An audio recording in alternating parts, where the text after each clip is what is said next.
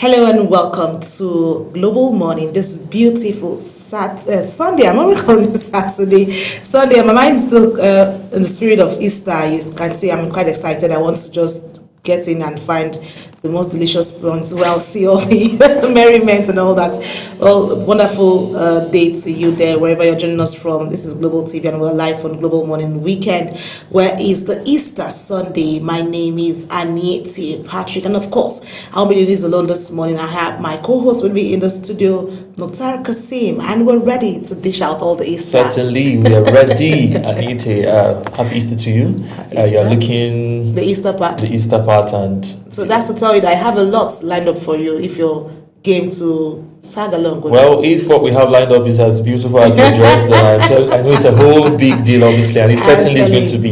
It's a very beautiful day. It's a weekend, and I'm sure it's a very lovely time for our audience, and it's going to be a great program as always. Always, like we always bring to you on Global Morning, a lot of things lined up for you on this beautiful Sunday, Easter Sunday actually. And on the program we have our segments, but we're going to start with the newspaper review segment, where we bring you stories making the headlines across the different papers, and we also have our discussion segment. Of course, Mukhtar will be giving them the significance of Easter, because today is Easter Sunday, where Christ is risen. You know, after the temptations, the trials, finally he's risen, and there's a reason for a lot of celebration, which is part of our discussion from the discussion segment, to tell our audience why today needs to be celebrated, because indeed is the triumphant entry of Christ. Of course, it's a time for sober reflection, and of course the messages from the life of Jesus Christ should be emulated in our daily lives as people, and of course that discussion will be very handy in giving us details. Of course, and we'll also have something to talk to you about what's happening with the coup that happened a long time across the African countries, where we've seen a lot of things has happened. That part of the discussions will bring you that. I also talk to you about the new media, what's happening in terms of communication, what does it look like today, all of that, all encompassing, that's lined up for you. So stay with us, but right now we quickly move to our newspaper review segment, where we quickly preview what's happening in the world this.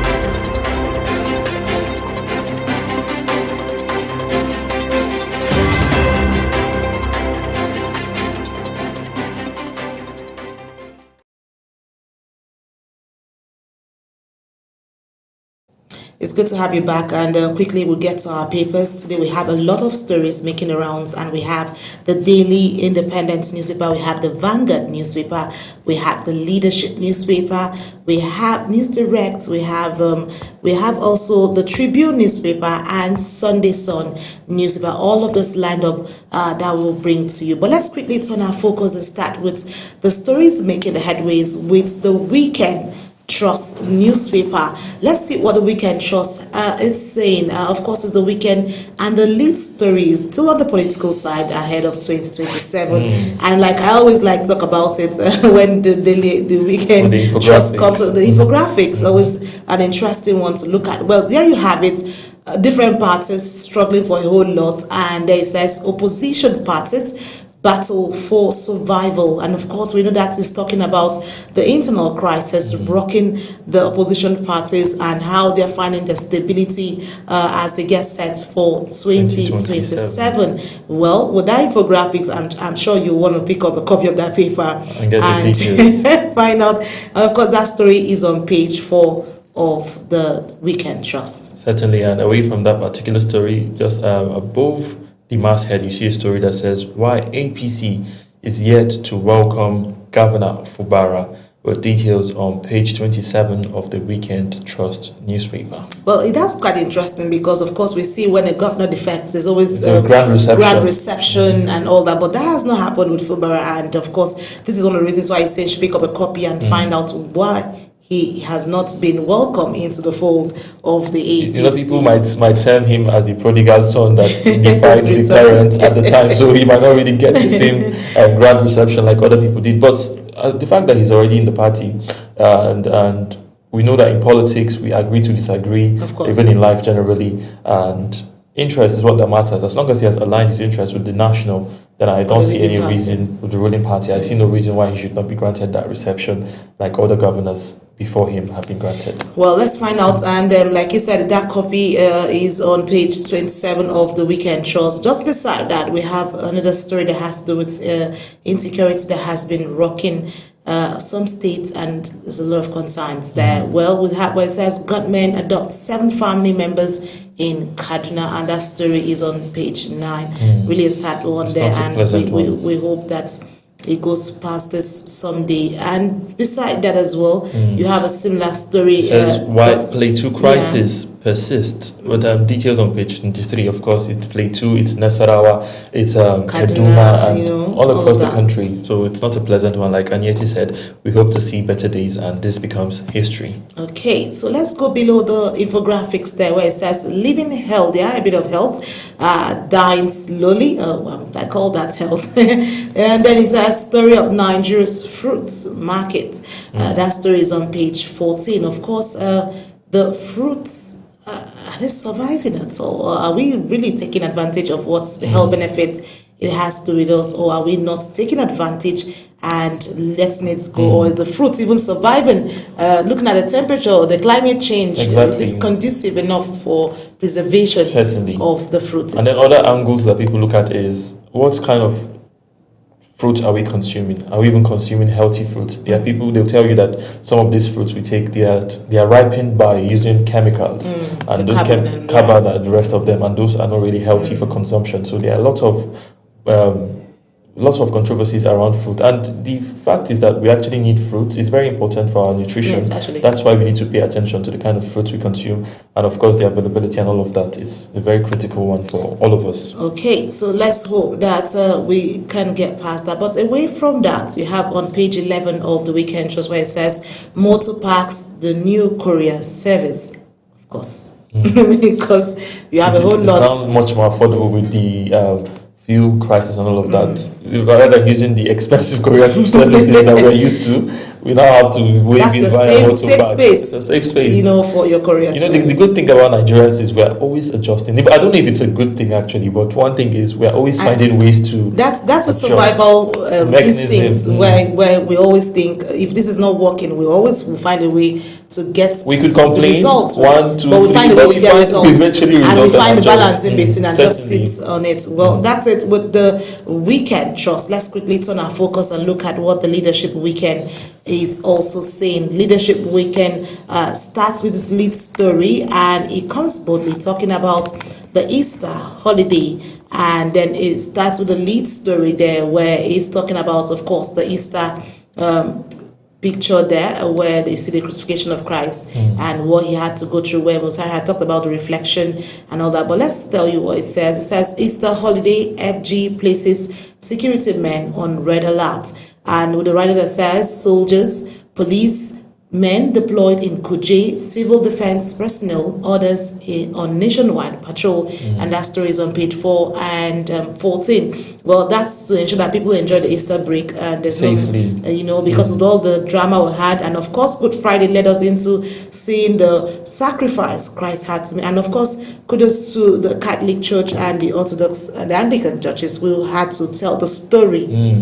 Through the dramas and making people sit back to reflect. You dramatize put yourself, what if I was in this position? Yes. And this is the sacrifice. And that's an ultimate price to pay with all the humiliation and all that Christ had to go through. Well, good enough that the federal government is also ensuring that people have enough time to rest and reflect and, of course, celebrate, because after he went through all of this, he resurrected, and that's the reason why we're here today. Well, let's go above that story and see what's happening. Above that story, just above the mass, it says, play 2 killings.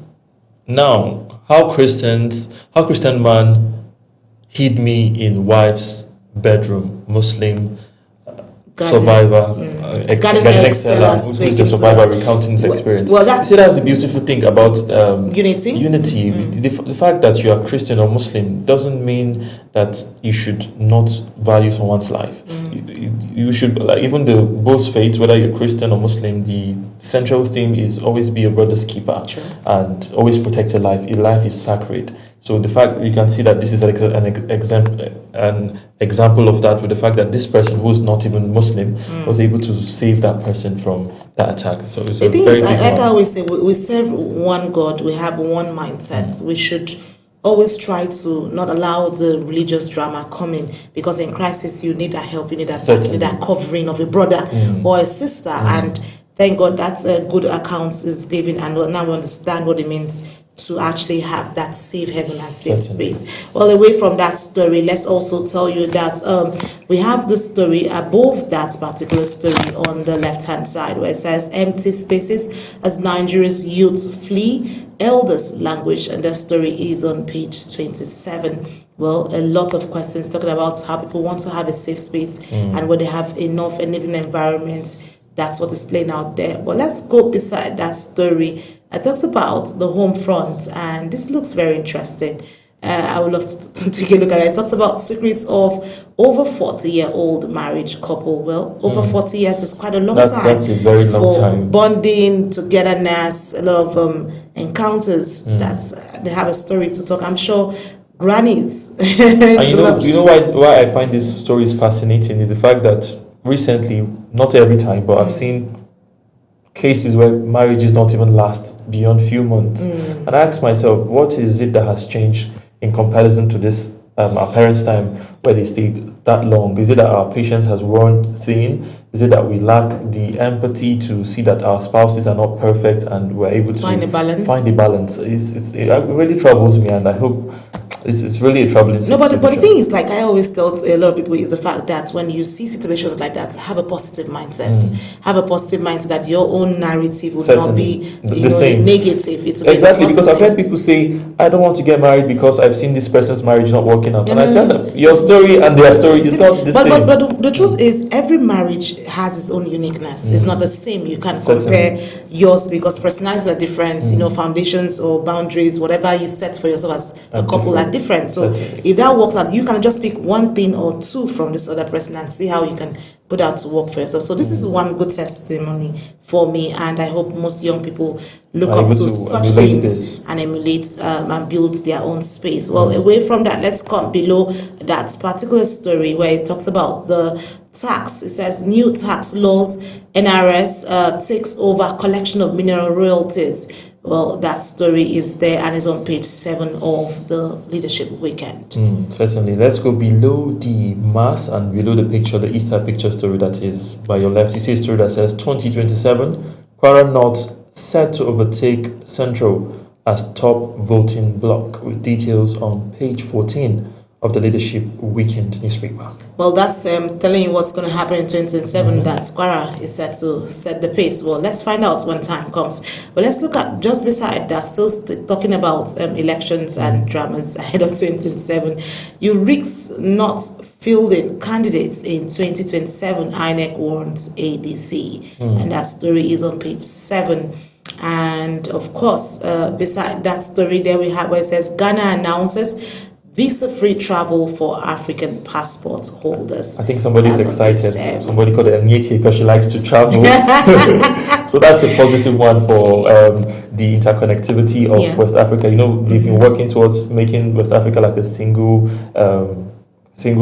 region where you have trade, you have travel, and everything seamless. And if that happens, we might see a replica of what they have with the European Union, where those countries have a unified economy, and of course it's for progress. So we hope to see that become a reality for West African people. Okay, so just beside that story, it says Easter Tinubu urges peaceful politics, respectful electoral act, and that story is on page 25. Well, that's the size of it from the leadership weekend story there. Let's quickly turn our focus and look at the Guardian weekend. The Guardian weekend has its own story that leads the front page cover, and it says Easter, of course, Nigerians demand decisive action against insecurity, and we have riders there that says hold back your hypocritical Easter messages, clerics tells political leaders. And we also have just below that Northern Christian leaders condemn attacks during holy season. And just below that, we also have tackling poverty, inequality, hate speech will end bloodshed in Nigeria, and that's Ojukwu speaking there. And of course, below that, that story is on page 2, and you have the picture, of course, like we said, the display of the essence of the Easter celebration. Well, that's it. A lot of things happening around it. It's a whole lot. We hope that this tends to speak better for us. Certainly, away from that story, just beside, you see a story that says the recognition as the kicker. Ignore court order at your peril. INEC chairman tells ADC leaders, with a rider there that says stop blaming others for your failure. APC is council telling the ADC that is. And details of this particular story is on page 4 of the Guardian newspaper. Well, let's look at just beside that story, below it rather, it says Tinubu visits Ogun, commissions major infrastructure projects, and that story is on page 2 as well.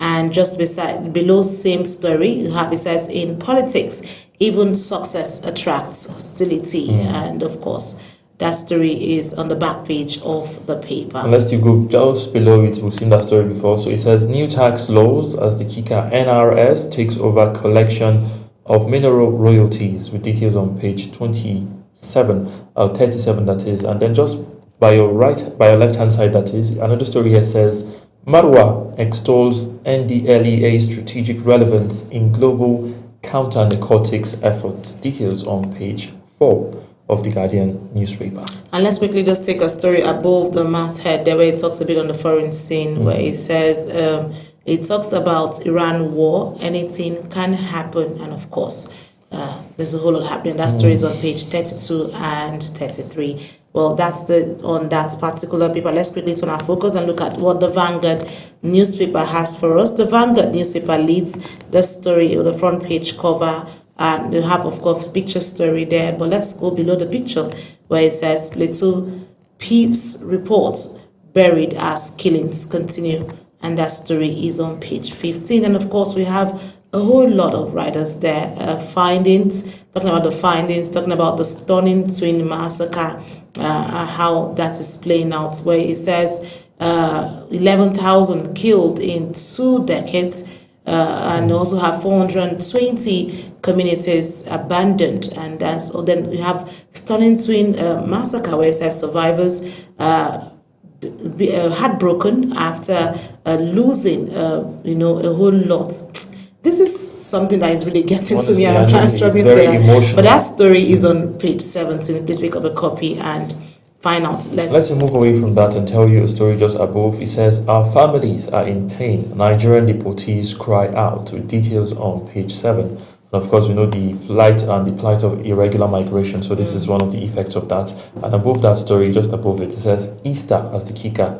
NLC, LP, OB, Archbishop Martin task federal government on sanctity of human life. Of course, we've said that already. Human life is something that should not be lost under any circumstance. So the federal government, of course, should, as a matter of importance, please do the needful. And above that story, Anita. We have other stories above the nameplates. There says 2027, second case threatens to kill ADC. I have also had written that says crossfire on plots to truncate opposition party. That story is on page 5. And just beside that, on the right hand side, where it says Middle East war, health sector under pressure as drug prices surge 30%. And that story is on page 26. That's why they say war should not be something we I'm telling you, because it's anxiety. It affects everybody. It affects. They have anxiety over the U.S. missing pilots in Iran, and of course you should expect that. Of course, that pilot has now been he's been found now actually. So developments we saw today. Story yes, he followed up to that. That's some cherry news too. But let's see that we also have those below that. It says Makinde's coronation of Ibadan High Chiefs in absential sparks controversy. That story is on page 6. Well, that's it from the Sunday Vanguard news. But let's quickly look at the next paper, where it talks about the Nigerian News Direct story. Leads with its own lead cover there. It says Akpabio urges President Tinubu to decentralize electricity transmission. This is a different story entirely from what we've seen so far. And that story is on page 14 of the News Direct, Nigerian News Direct. Well, we hope it's not about decentralizing power, because we heard earlier that if you privatize power, then you have electricity. It's been privatized and we don't have that. We're hearing that they should decentralize. Well, whatever it is, the essence is to get electricity, whatever means you're doing, please. Yes. That's all that matters for an average Nigerian. And above the nameplates there, of course. It says, I have no regrets partnering with you. Tinubu hails Abiodun. And that story is on page 13 of the Nigerian News Direct newspaper. Well, to page 10 on the right-hand side, it says, I regret not institutionalizing a whistleblower policy. Kemi Adeosu speaking there.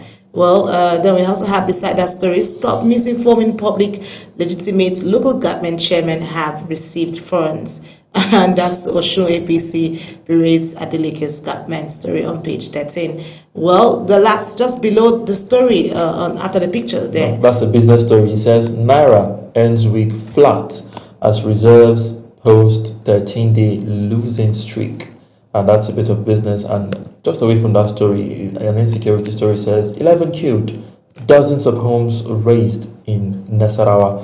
And that is the police speaking. That story is not a pleasant one, like we mentioned earlier. Okay, so just beside, that's actually the much, because that's Ministry of Blue Economy there, and Iron and Blue Economy is showing what they had over the weekend. Let's also quickly look at Sunday Telegraph newspaper, where it leads with its own story, talking about what it should be from Solomon Dalong interview there, where it leads. It says politicians and dealers fueling insecurity, and that story is on page 2, 14 and 19, with the writers that says APC created sanctuary for looters and scary advanced form of terrorism happening on the plateau. That story is there for you to find out. And then below that, we have the tiny write-up before the picture that says Tinubu, Obasanjo, Akpabio, Lord Abiodun on Gateway Airport other projects. That story is on page 4.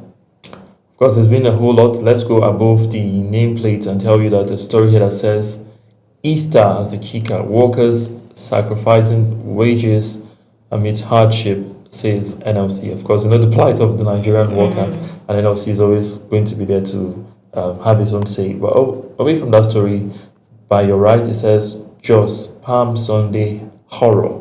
Survivors recount moments of terror, pain, with a writer that says, I didn't know when I was shot. And Isaiah is speaking there with details on page 3 of the Sunday Telegraph. Okay, so let's look at the story on the right-hand side. There it says 2027 succession battles grow in Lagos, or your 7th state. And rather that says Sanwo-Olu, Makinde, Mohammed, Sule, Buni, others prepare for life outside government houses. Story on page 3, 13 and 21, of course. Were they not living their lives before they went into government house? We're very interesting ways of putting out words. Honestly. And of course, you have a life before you went into the government. And most of them would still continue politics. Like the Nasarawa state governor, he said his family are pressuring him to run for Senate. And I was wondering... I was saying, this is career paths. So it's a build-up. So when one finishes, one is looking at what next to do, because it's a resume. It shows that you've been able to achieve, and at every point you got to be able to leave a trademark that Certainly. one can make reference to. So, not a bad one, if you ask me. Not at all. We just hope that they make those impacts. Like I said, and impact, use it as a addition, quality service. you know. So let's look at other stories just beside that, where it says resident doctors to begin strike over scrapped allowance story on page 5. Not again, Anyeti. I don't want to even talk about Away from that story.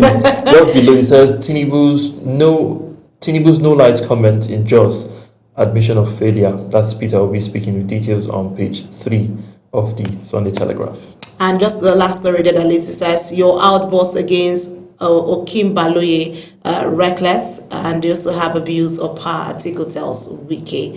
That story on page 2. Well, that's what it looks like for that. But let's quickly turn our focus to the Nigerian Tribune. That's Sunday Tribune paper. Where it has its own story from all sides, firing from all cylinders there. It says on 2027 how ADC landed in troubled waters. Would write it says the Jonathan Obi Kwankwaso connection, and also have ADC takes fight for democracy to global stage, plans to name special reps in the US, Europe, South Africa, others. That story is on page 4. Away from that story, just below the picture story, it says hospitals in Fresh shut down as resident doctors begin strike on Tuesday. Details on page 5 of the Tribune newspaper. And also below that, you see it says disquiet in Bauchi as governor delays post PDP defection move. Well, we also have that where it says my victory will end era of trial by error in Ekiti. Oyebanji speaking there, and story on page 30. And below that we have another 3 killed in Fresh midnight attack in Plateau. That story is on page 31. I really feel for those in Plateau. Honestly. Right now. My heart goes for my heart's with you basically, and I'm just really feeling that. But let's go above that, above the masthead there. It says on the right hand says Nigerian leaders preach peace, love at Easter. That story on page 6. And then beside that there it says 40 years after Awol's declaration, Nigeria still battles governance failure. The writer that says Nigerians' position indeed lack principles, and that is Pogo. Awol is a prophet. That is Afenifere speaking. Nigeria has got worse since Chief Awol's letter. That is Abdullahi. And details of all the story of this particular story is on page 11 of the Sunday Tribune newspaper. Okay, and that takes us to the Sunday Sun newspaper. Sunday Sun newspaper leads with its own story where it talks about the kidnapping. Well, fresh alarm over police anti-kidnapping squad.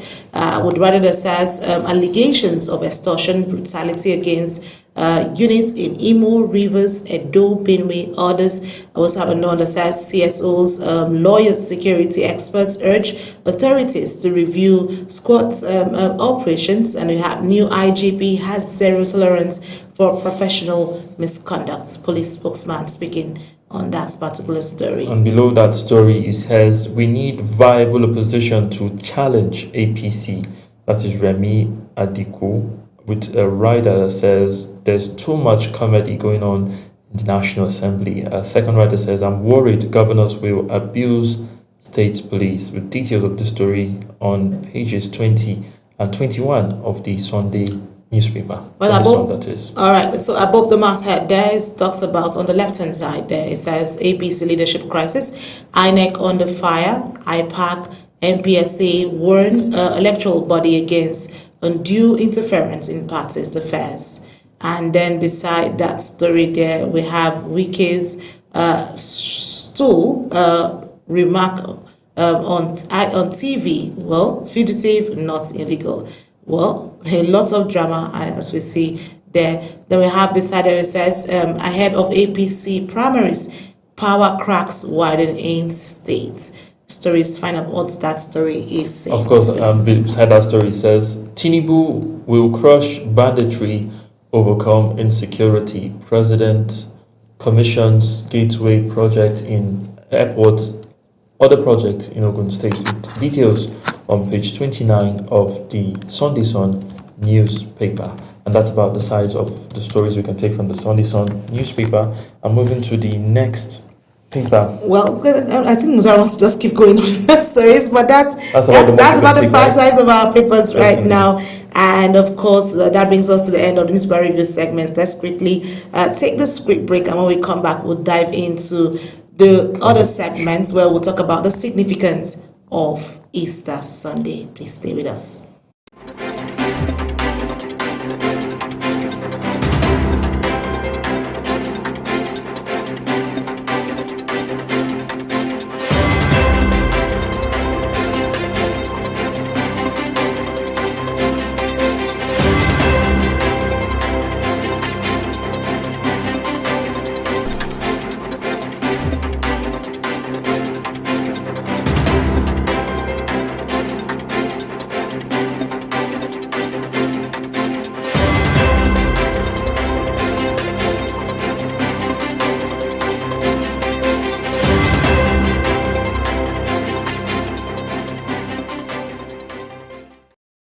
Up with Global Morning, your daily guide to what's happening and making the rounds.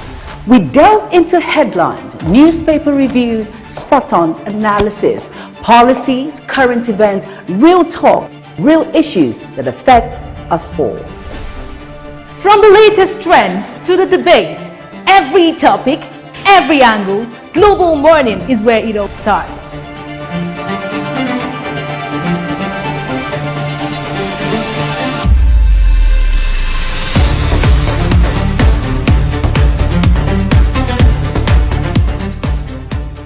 Global Morning, For the latest issues, always on point. watch Global Morning Monday to Friday at 7 a.m., Saturday and Sunday at 8 a.m. on Global Television.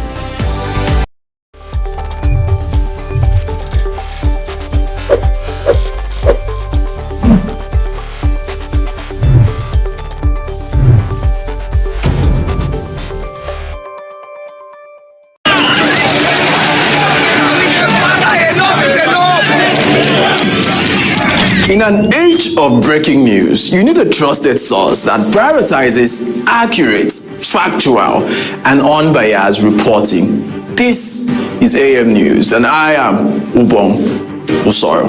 On Global Television, our news is rooted in verified and authoritative storytelling that keeps you educated, informed, and enlightened on all the issues that matter to you.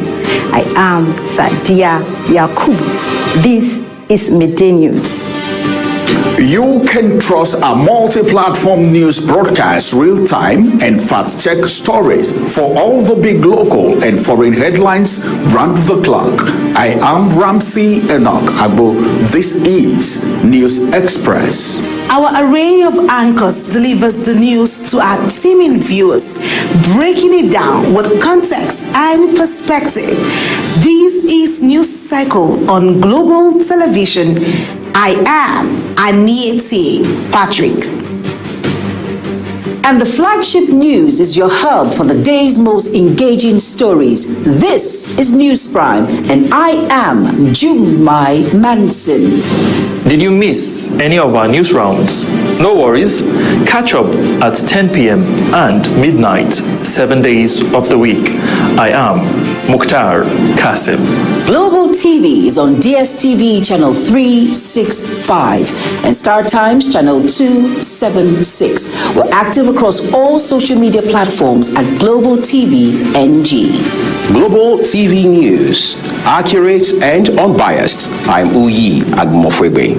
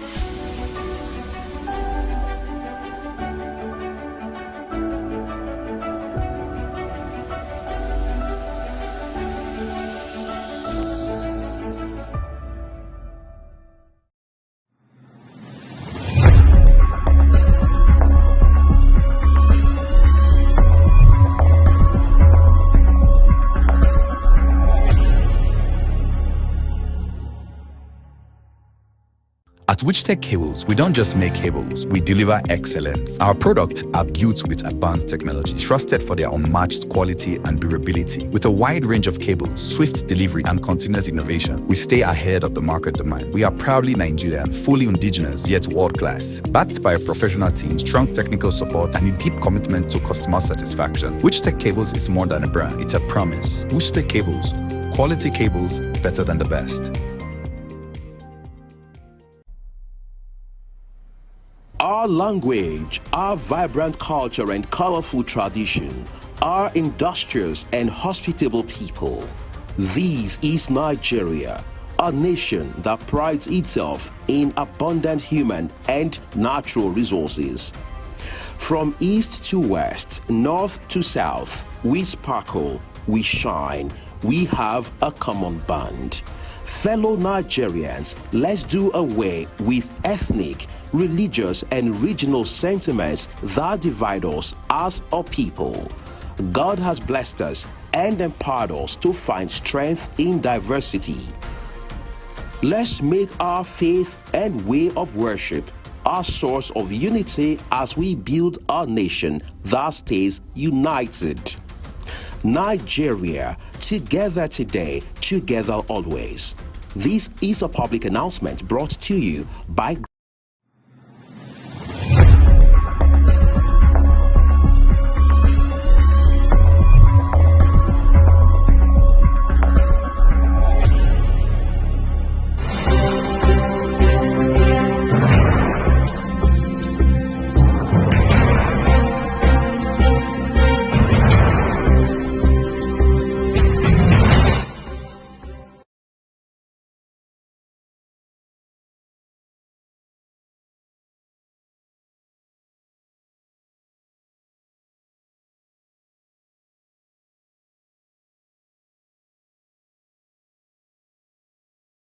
Wake up with Global Morning, your daily guide to what's happening and making the rounds. We delve into headlines, newspaper reviews, spot-on analysis, policies, current events, real talk, real issues that affect us all. From the latest trends to the debate, every topic, every angle, Global Morning is where it all starts.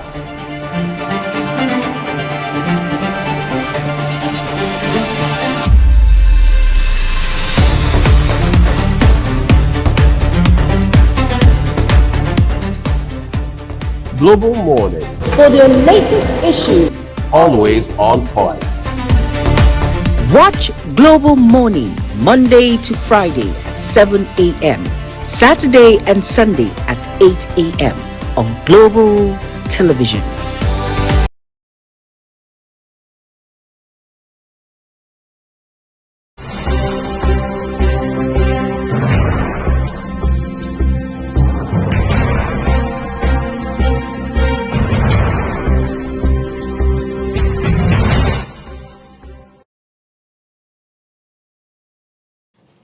Well, it's good to have you back on Global Morning. Of course, we're still here. Like we said, it's time to move our focus to the discussion segments. And of course, on this segment of the program is talk about the significance of Easter. And we mentioned to you that it's a beautiful day to talk about the significance because there's a whole lot. We focus on the most important event in the Christian calendar, Easter.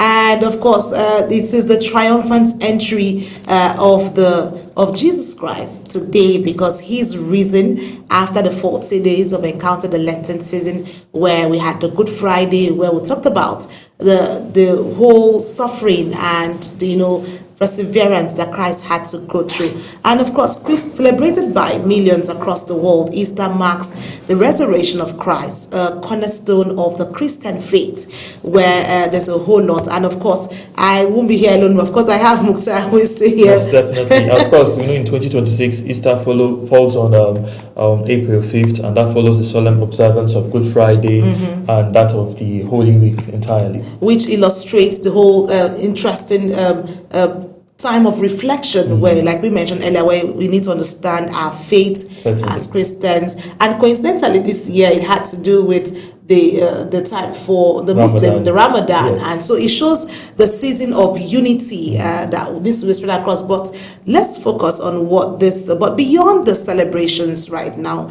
what is the real significance of this Easter? We're asking the questions: what lessons does it hold for individuals, communities, and nations like Nigeria and across the world?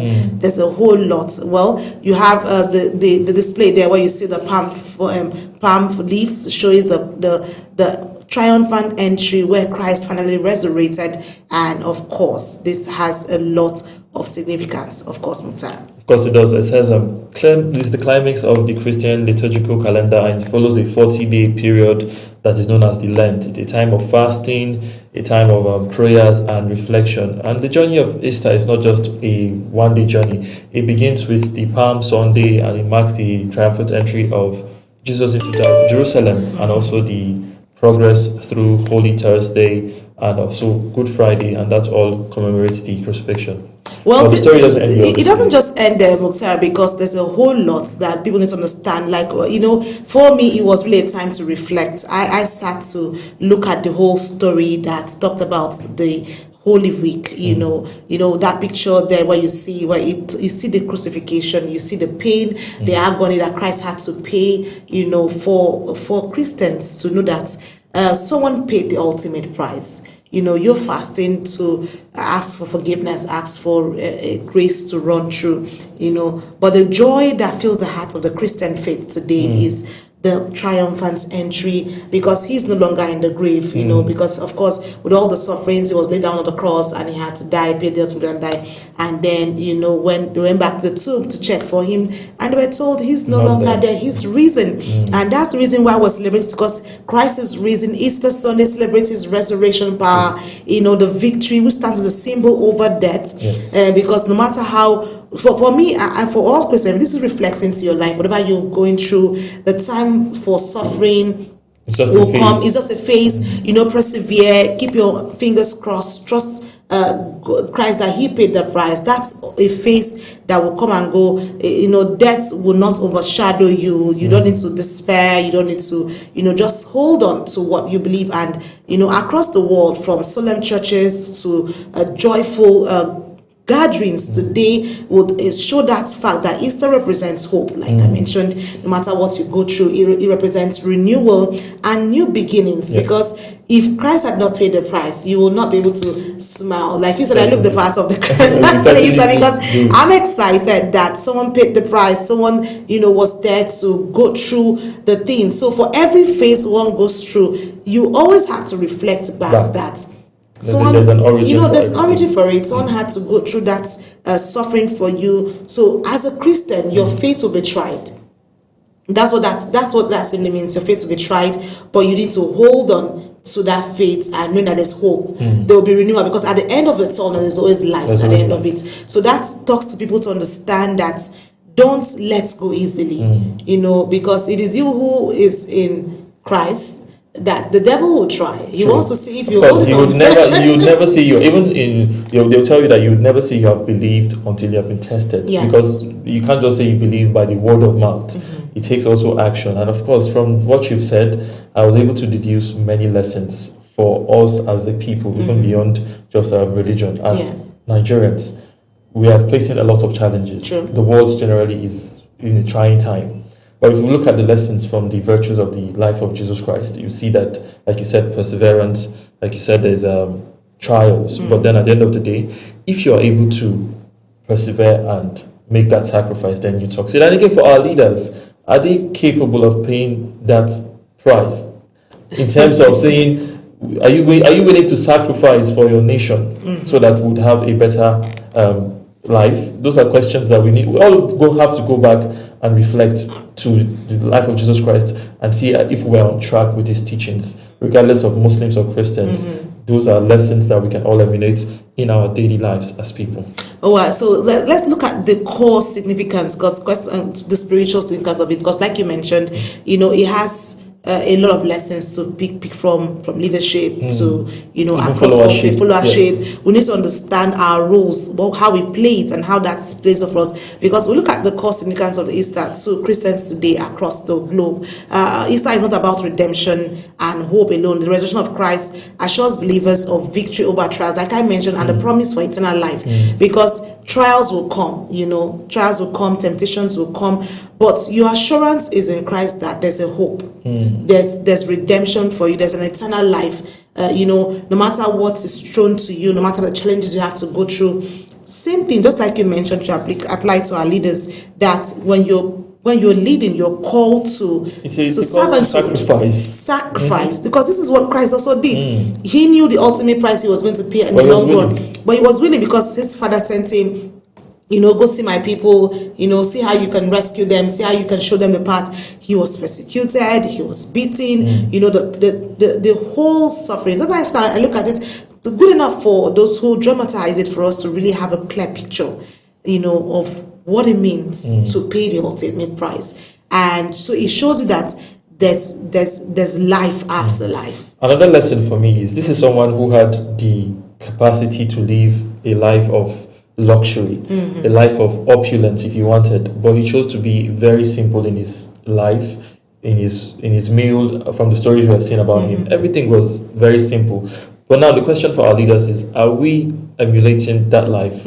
Are we willing as leaders to be able to give our all for our nation, for our people? Or are we just saying them by word of mouth, and then in actions we are found wanting? That's something I'm reflecting over at the moment. And then so that's one of the reasons why we need to ask questions. What lessons have we really learned and drawn from this Easter? Because Easter teaches sacrifice. It teaches forgiveness. It teaches love. It teaches value that are critical in addressing societal challenges like the conflicts, corruption, and division, of course. Because from this story where you have, of course, it showed you the conflict, the corruption that happened in the palace, and all of those, that showed that they wanted, who is he to come and challenge, the authority. This is what we've been doing for thousands of years before you came. And you're coming and you're saying you're the son of Christ. Who are you?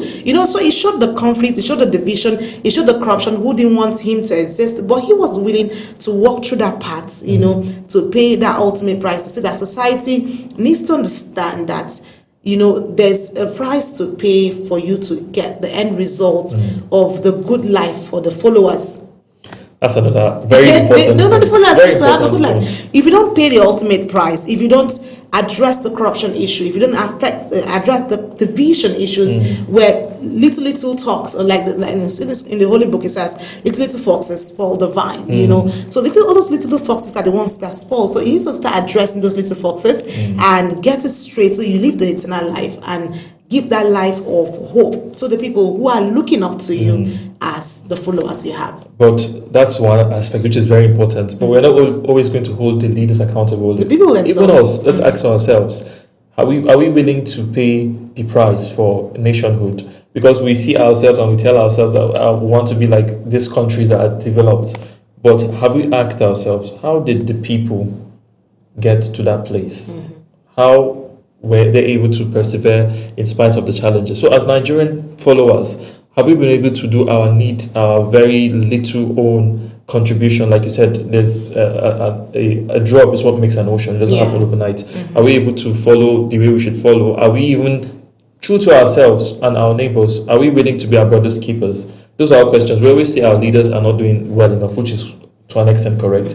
But even us as followers, are we doing our own level best to ensure that we cooperate with the leaders and have nationhood at large? Those are questions. Well, those are questions begging for answers as well. Because like in a country where we have Nigeria facing economic and security challenges, how relevant is the Easter message? Just like Mukhtar is asking, how relevant is this message where we need to handle the issues of economy challenges, security? Let's look at the states, like just for instance, Kwara, Kaduna, we have all of this. It's high time we hold ourselves accountable, look at relevant issues where it also talks about the suffering, remind ourselves about the suffering that comes from restoration. No gain without pain. So let's look at all of that. It's time to call for unity, resilience, and our faith in a better future, because of course, until we look at all of those things, we cannot have the beautiful home country home, Nigeria, that nation we deserve until we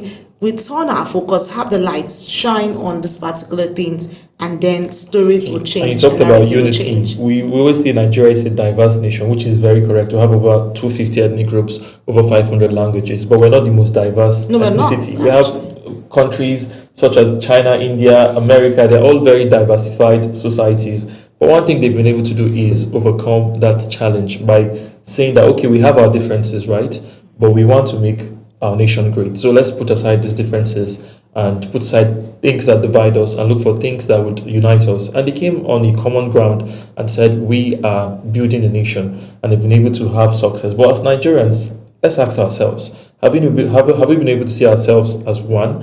Have we been able to reflect that, okay, if we want Nigeria to be a great nation, then whatever it is in terms of ethnicity, in terms of religion that divides us, let's put that aside and look for the similarities that unite us, because that's the only way that's what in Nigeria, it is a formula. If you want to achieve success, that is a formula that has been laid down. You can look at it across the world. So as Nigerians, until we embrace that unity and see that we have more that unites us than divides us, then we're always going to be on a wild chase in terms of looking for the nationhood and prosperity as a nation. Well, while we'll talk about all of this, let's reflect a bit with the cruelty that Christ had to face from reports from Samuel Odi, where he went to follow up with the Good Friday and how Christ paid the price. While we'll celebrate the resurrection of his power today and his triumphant entry into the church, showing that he's risen, let's see how that played out with the Good Friday, where it was dramatized and the significance of that was said. In churches across Abuja, worshippers gather for special services, reenacting the Passion of Christ and reflecting on the significance of his sacrifice for mankind. In his homily, the Archbishop of Abuja Catholic Diocese urged Christians to embrace love, humility, and forgiveness, describing Good Friday as a moment of spiritual renewal and a reminder of God's boundless mercies. So today, Jesus is dead because he was unjustly condemned. But the truth and the fact is that death does not have the final word. Jesus will rise, and on the resurrection, he will show that he is victorious over sin, over death. Also speaking, Reverend Father Paul Zachary stressed that Good Friday and Lent season goes beyond rituals, urging believers to intentionalize the message of Jesus Christ's sacrifice in their daily lives. It is called Good Friday because the price of salvation is won. When someone wins a victory, that moment becomes good. So it is not a moment of sadness, but a moment of deeper reflection. Reflection on how we can achieve this goal. Jesus has given us the way. He has shown us how to go about our lives as Christians to achieve the goal. Many faithfuls also share personal reflection, describing the day as one of deep prayers and spiritual renewal. We are following Christ. It's a sort of cleansing, spiritual cleansing.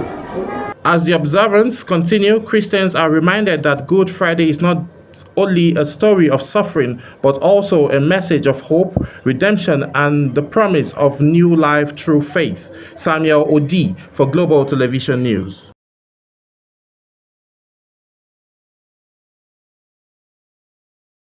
Well, there you have it, the illustration there, the dramatization where you see the real pain, that Christ had to go through. And Mutare was asking me, really, when did this happen? I'm honestly, like, that was Good Friday, which is the reason why I'm actually full of smiles today. It shows that the agony, the pain, and then of course you heard from the priest there speaking on the issues, telling Christians to understand the value addition that Christ did for people, and that is what has shown today while we're celebrating the triumphant entry of Christ. And of course, like we mentioned, Easter is deeply spiritual. It's not just something you try. It's deeper. It also has social and economic dimensions. Certainly does. From all perspective. And I see the Palm Sunday. It's actually an engaging site. So it talks about victory. After going through all of those things, it shows the victory that he had to go. It showed that finally it's victorious for us. But talking about the economic value, Mukhtar. Of course, we've seen that from increased travels, family gathering, and also religious tourism. The season also is able to boost economic activities. However, religious leaders emphasize that we need to continue the essence just beyond the economic value. But economic value is so important also because we see a heightened activity of buying and selling and all of that. But one thing again that happens is, and it's not only with Easter, during the festivities, we see some of our market men and women, they tend to hike prices during this particular Yuletide season, thinking it's because they need to get profit. But then, like we said earlier, you also have to consider your humanity. You have to consider people, because you're supposed to also make a sacrifice. You're a market man, doesn't mean you're not going to make sacrifices. I'm telling you, all of that. But so that's what we see. But let's look at it from this perspective. As its heart, Easter is a message of transformation. We've mentioned from despair to hope, from darkness to light. So you need to understand that all of that is all encompassing. That no matter what you do, you need to also guide your mind, guide your faith. Don't always look at wanting to make it all the gains all the time. Exactly. Sit back to think of what the other person feels. How can the person carry it? Can the person cope? Because like I said, it has to do with sacrifice. It has to do with, a sober reflection. When you think of what Christ had to go through, why not you put yourself in that shoe? I'm not saying be Christ, but of course in the Christian faith, when you are in Christ, Christ-like, emulate the lifestyle that Christ portrayed to you, and will have a balanced and very comfortable gathering of people, across faith. Like I said, God had a way of doing his own things. He made it a time for the Ramadan and the Lenten to just come in the same time, so that across the world, we all are in sober mood. We're in a state of understanding where we understand what value addition and what sacrifices needs to play out for unity and for economic growth and for provisions across all strata. From security measures, ensuring that people are safe. Everyone is informed with what it really means to understand humanity, because some of us are beginning to forget what humanity really is. Some people tell you that religion over humanity. I'm telling you that humanity. For me, they are both intertwined, because you cannot be religious and not be human. Because what religious scholars have told us across faiths is human life is sacrifice.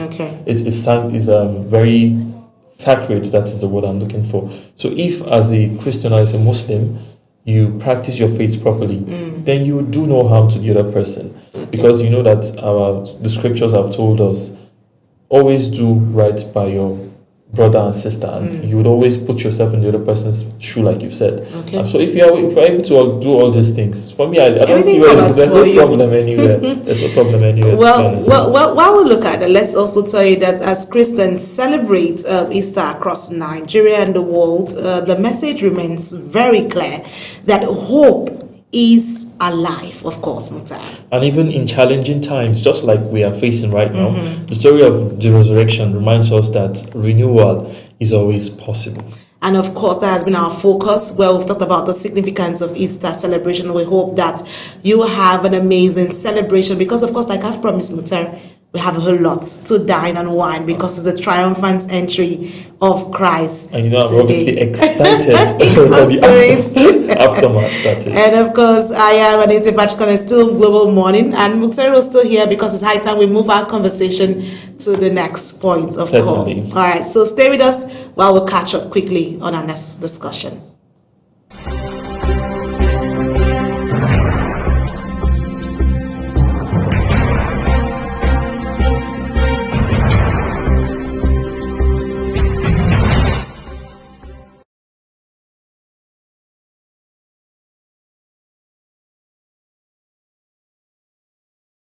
Wake up with Global Morning, your daily guide to what's happening and making the rounds.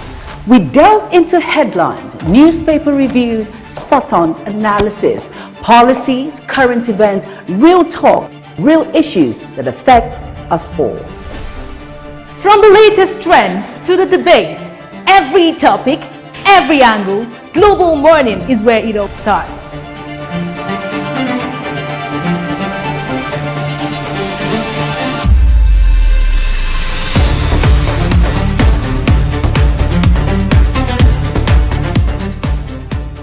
Global Morning. For the latest issues, Always on point. watch Global Morning Monday to Friday at 7 a.m., Saturday and Sunday at 8 a.m. on Global Television. Our language, our vibrant culture and colorful tradition, our industrious and hospitable people. This is Nigeria, a nation that prides itself in abundant human and natural resources. From east to west, north to south, we sparkle, we shine, we have a common bond. Fellow Nigerians, let's do away with ethnic, religious and regional sentiments that divide us as a people.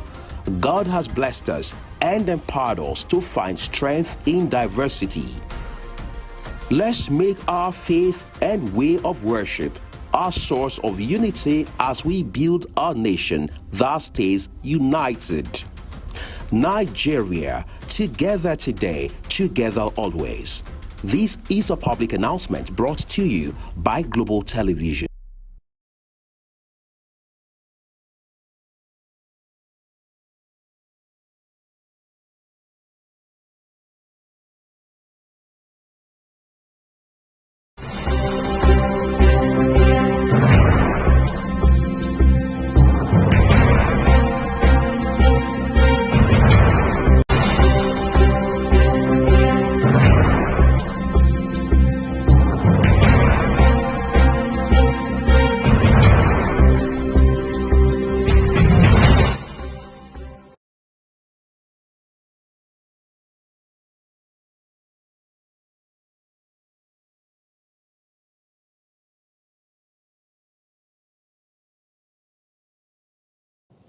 Well, we're still here, and of course, we want to move to the next segment. And of course, this is one very interesting discussion I felt we needed to talk about and deal with the issue basically. And we'll be looking at the regional governance across, where we have the post-coast security, sovereignty, and development in the Sahel. And there's a whole lot of conversation that we needed to talk about, and of course it's a whole lot, and we want to take a dive, Mukhtar. Yes, of course, we're going to take a deep dive into one of the most defining geopolitical developments in Africa, and that is the rise of post-coup governance across the Sahel region. Well, looking at all of that, basically that has played out, we see that from Mali to Burkina Faso and Niger, military-led administrations are reshaping governance, security strategies, and regional alliances. But the big question is, are these changes that we've been seeing, are they stabilizing the region, or are they deepening the existing challenging gaps that we've seen in the region? Well, seeing all of this come into play, we have joining us is a researcher who has closely studied this transformation. We have Denyafa Angalipo, who's joining us all the way from the Netherlands. You're welcome to the program. It's good to have you join us. I know it's been a whole lot of activities for you, but thank you for your time, for you to be able to squeeze in to join us to have this conversation. Thank you for having me. Well, amazing to see you. Well, let's start from the basics. Well, from your research, examines the post-coup governance across the Sahel. What exactly is really happening in this region from your perspective of your research work so far? So it's really very interesting that there are two basic perspectives about the Sahel. The first perspective about the Sahel is the view of those that are not living in the Sahel. There is also another perspective of the Sahel about those who live in the Sahel. So we have these competing views.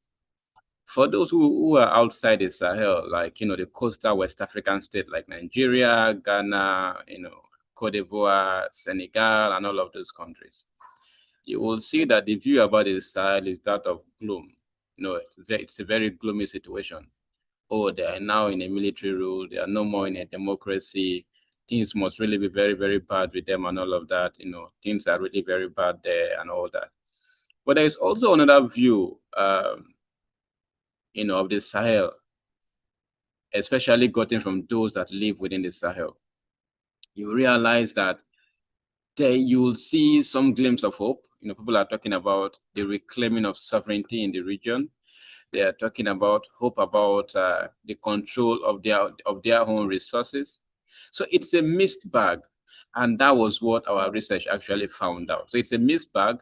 And what our research tried to do was to see how we can come to a common ground. Look at what is happening in the Sahel from the eyes and mouths of those that live in the Sahel, and then look at what is happening in the Sahel. Also from what we hear from the outside and what observers say from the outside. And let's look at the middle ground and see and project what is really happening in the Sahel. So that was what we did with the research. My colleague is here with me, Mukhtar, and he wants to flow with what basically this has for you. Thank you very much. From the research, what has been the pattern in terms of the recurring coup we've seen across Mali, Burkina Faso, and those other countries? What are the pattern, and what does this say about the structure of governance and leadership across the West African region? Quite an interesting. I can hear you hold back. Okay, that's good.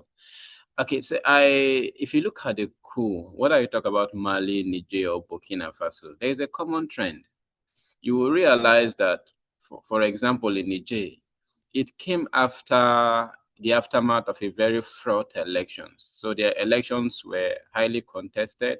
They had different issues of legitimacy, and that led to the coup. That hosted out Mohamed Bazoum. If you go to Burkina Faso also, if you trace the origin of the coup, it was also basically about, elections that lacked legitimacy. That is also for Mali also.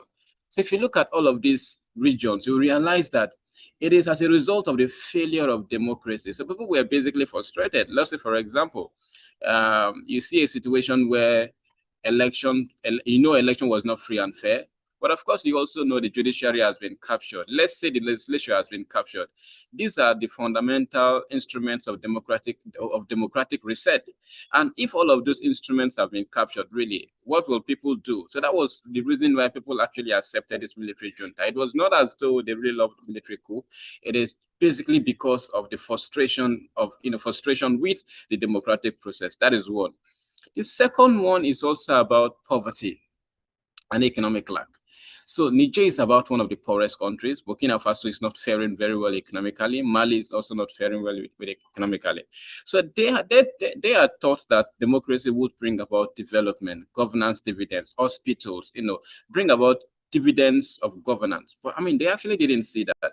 So it was the frustration with democracy and its inability to project economic development that also led to the coup. The third one, really, it's about the quest for sovereignty. These countries were under colonial rule. And even after colonialism, they were still under the grip of France. So France had this principle of assimilation where they were still very active in their colonies, trying to see how they enforce the rule in their colonies, interfere in governance and all of that. And these countries felt that it's enough, right? They felt that the natural resources that they have were not benefiting them, but rather benefiting foreign-led governments and countries. And they wanted a sense of sovereignty. So it was a decolonization approach.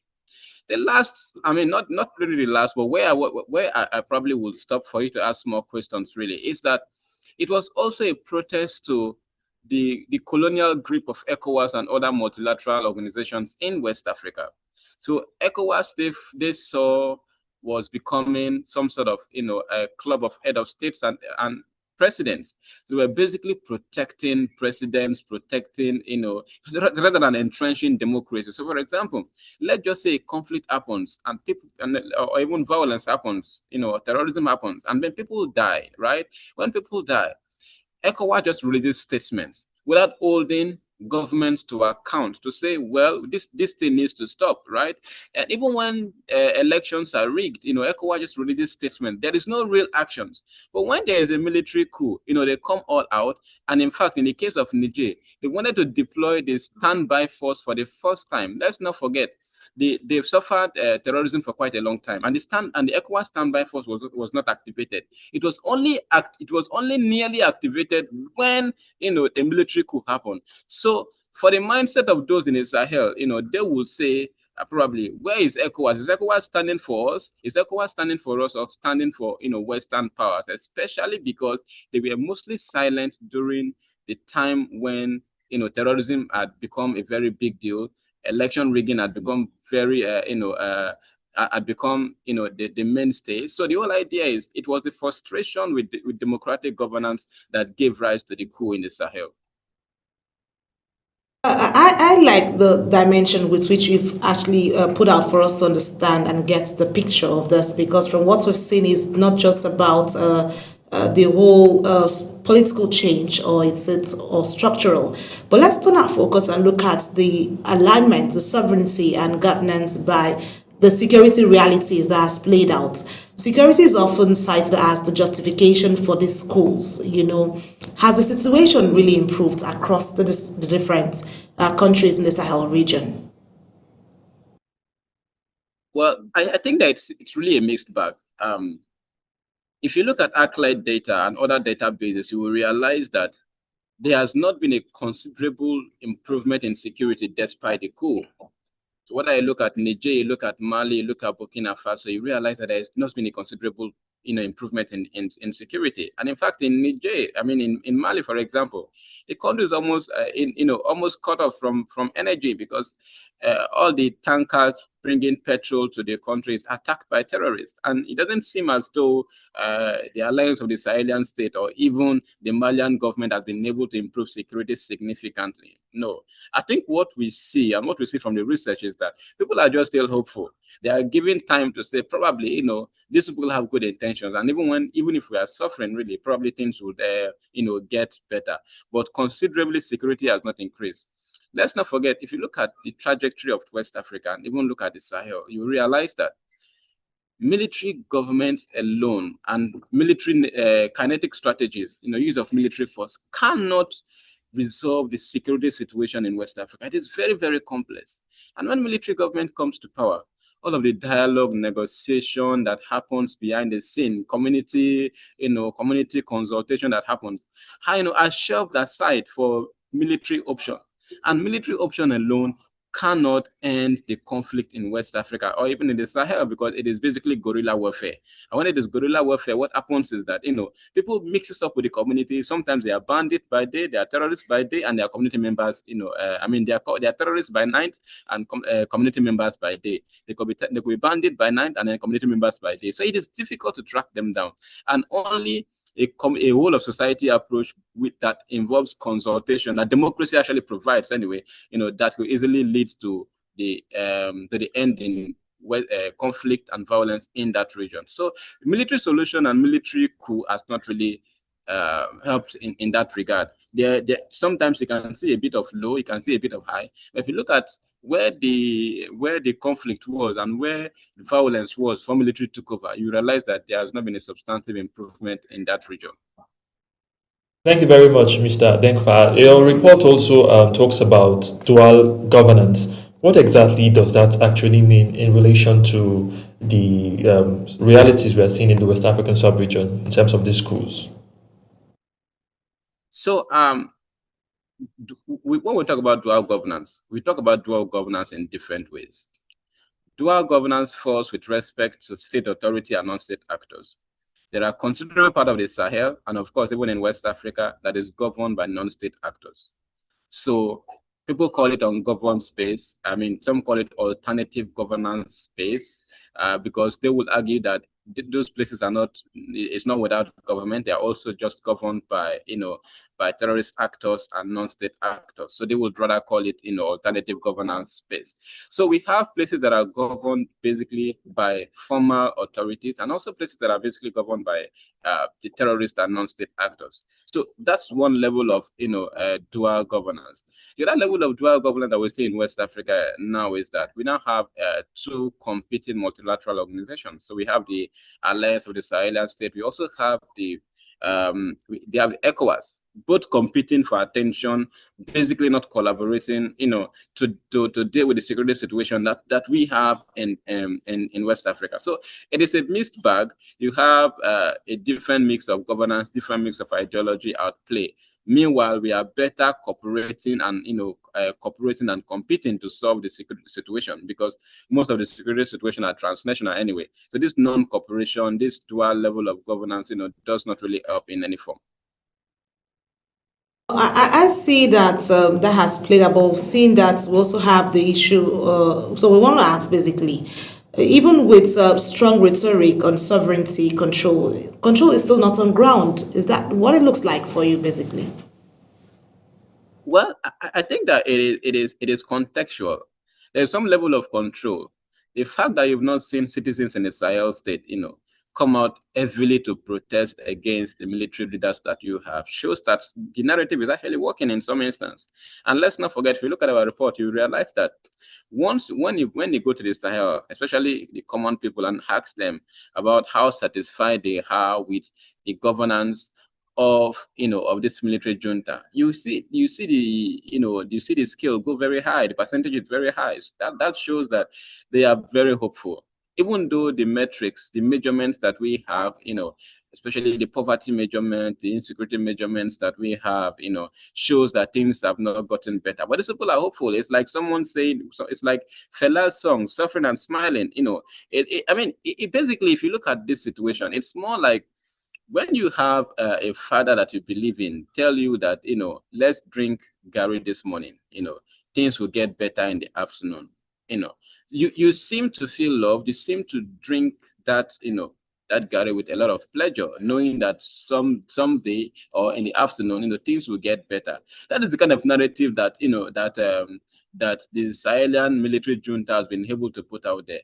They've told these people to be patient with them, that things will definitely get better. So to summarize it, it's more of a narrative control, and they've been able to use that narrative to control the populace, and the populace are mostly satisfied with them with regarding the control, because anywhere the citizens do not want military rule to continue, nothing would make it continue, because nothing beats citizens' power. Now that's much for that insight. Now, another thing that we've heard that come up in this conversation is the issues of resources. Most of these countries who have been hit by this coup are rich in minerals, gold, lithium, and how are post-coup governments handling these resources? Are they trying to utilize this for the benefit of the people, or is it something they also have done like the civilians, maybe for the military interest? How is your assessment of that particular aspect? Again, I would say that economically, we've not seen evidence that things are better economically with all the measurements that we've seen. But someone in the Sahel will also ask you, which measurement are you using? Are you sure those measurement metrics are not biased against us, especially because most of the global economic measurements would come from the Western countries, of course, that also do not like the military anyway. So, they will also argue that. But we've seen some level of control. France has been, taken out of the country. They are severing alliances with, several other Western countries and all of that. But so it appears that they are having so much control. The report also shows that they are redefining their mining laws, their extractive laws, and all of that, which is also great. But the flip side is that you are driving France away, for example, but you are tilting towards Russia, you are tilting towards China. And for me, it is like, it is like just playing between the devil and the red blue sea, because it's like moving from one slave master to the other. Because in my opinion, none of these countries, have the interest of the Sahel at heart. It is basically about their own common, national interest, and that's what they come to pursue in Africa. Right from colonial days till now, the basic interest of these countries is to get the resources of Africa. I mean, the best that they can, and then give back the crumbs that they can give back to the Sahelian countries. So we've not still gotten to a place where we've seen full sovereignty. For me, it's like they are just moving alliances from Western countries, to countries like Russia, like China, maybe like also like Turkey and all of these middle power countries. That this is a whole lot playing out when we talk about it. It sounds very positive on paper, and the mindset will be, but the challenges still remain, like you mentioned, the illegal mining, the weak institutions, frameworks, a lack of transparency still affects the outcome. So economic sovereignty, basically, from what you're saying, is this still a work in progress? Because you've mentioned the different fields and how this plays out, and basically we want to look at the political structure and legitimacy and how this pans out. One of the most striking developments is the dissolution of political parties in some of these countries. What does that mean for democracy from what we've seen? So it's a very long run. I mean, I am not sure that people in the Sahel, citizens in the Sahel, want the military to rule, forever. Like I would say, most times it's like a drowning man. When you are drowning, you do not care who saves you. You raise your hand, right?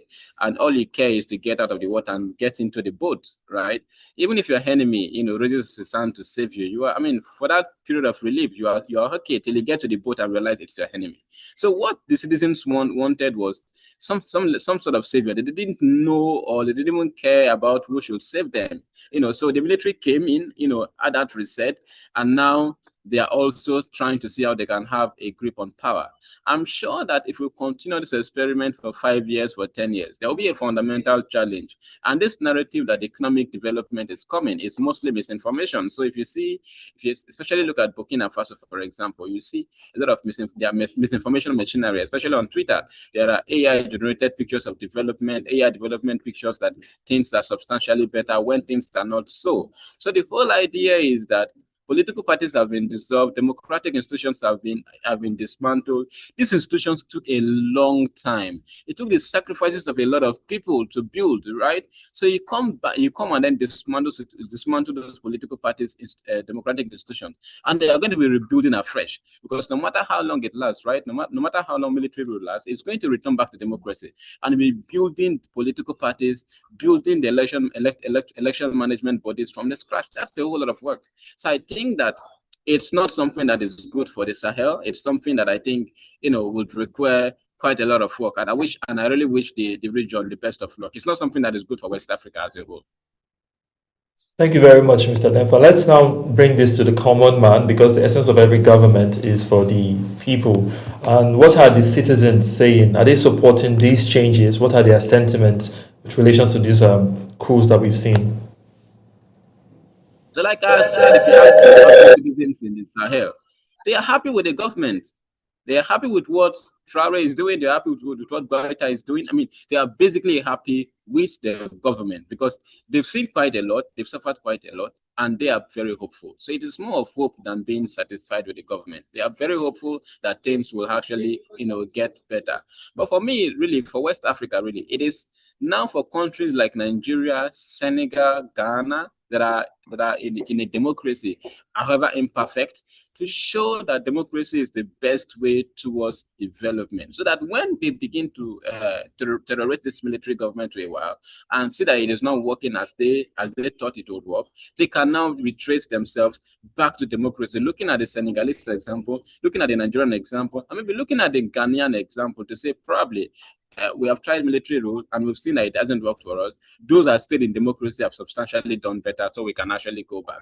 But for now, they are very hopeful, and there is hardly anything that you are going to say in the Sahel, that would change their mind. Maybe they say experience is the best teacher, so I believe that with time, a lot of things will unfold, and they will see the reality of military governance.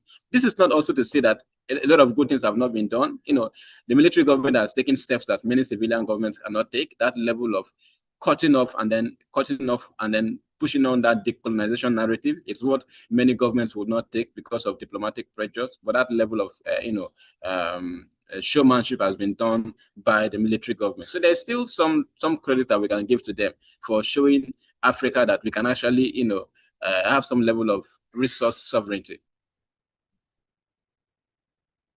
That this is one focus we cannot play with, basically, because we want to look at also the regional and international dynamics of all of this. How is this shift affecting neighboring countries, especially coastal West Africa, because you've mentioned the challenges they face? So how is this basically affecting the coastal West Africa region? It's a lot of challenge. So, for example, the multinational joint task force that Nigeria, Chad, and Niger were part of, Niger has pulled out, and that would explain why, for example, the Lakarawa group that came in from Niger became a fundamental problem in Nigeria. So if the multinational joint task force was there, probably it would have stemmed the tide of the Lakarawa group that became a very fundamental challenge in places like Kwara, in places like Kebbi, and all of that. That is one. Secondly, is that it has made it fundamentally difficult for Nigeria, Ghana, Benin, and other West African countries to come together to have a common security front. So we are not cooperating. And you know what? The militaries in West Africa are not cooperating because of these political disruptions and all of that. But the terrorist groups are cooperating across board. So we have seen JNIM cooperating with Boko Haram, ISWAP cooperating with Lakarawas and all of that. So why the bad guys are cooperating? The government is not cooperating. So it is there's a lot of disruption. And let's not forget, if you look at West Africa, you can basically call West Africa a country. Why I say it's a country is because most of the borders are very artificial. So if you go to Niger State, if you go to some other state like Katsina State, you can easily walk into Niger.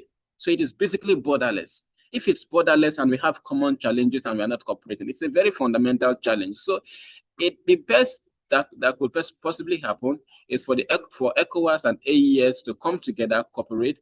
It's for us to come together beyond the political lines, cooperate for security and economy. Even if we're not cooperating politically, security and economy should be the utmost reasons for our cooperation, because it's really very difficult. So if you look at Benin Republic, for example, if you track conflict in Benin Republic, you realize that the conflict in Benin Republic began to grow, began to grow when you saw the military coup. Because Burkina Faso, Niger, and all of those countries, we are actually stopping, some of those terrorists from moving into Benin at the border. But now that, there is a lot of political disruption, they've hands off. And so you see a lot of increase in violence in those places. What about Cote d'Ivoire? What about Ghana? Ghana has also seen an increase in violence. So you are seeing conflict move from the Sahel to the coastal West Africa because of the non-cooperation of governments of these countries. So I see that. Let's look at way forward, basically, because you've talked about how this affects coast, which is also close to Nigeria. But I want to look at solutions and way forward.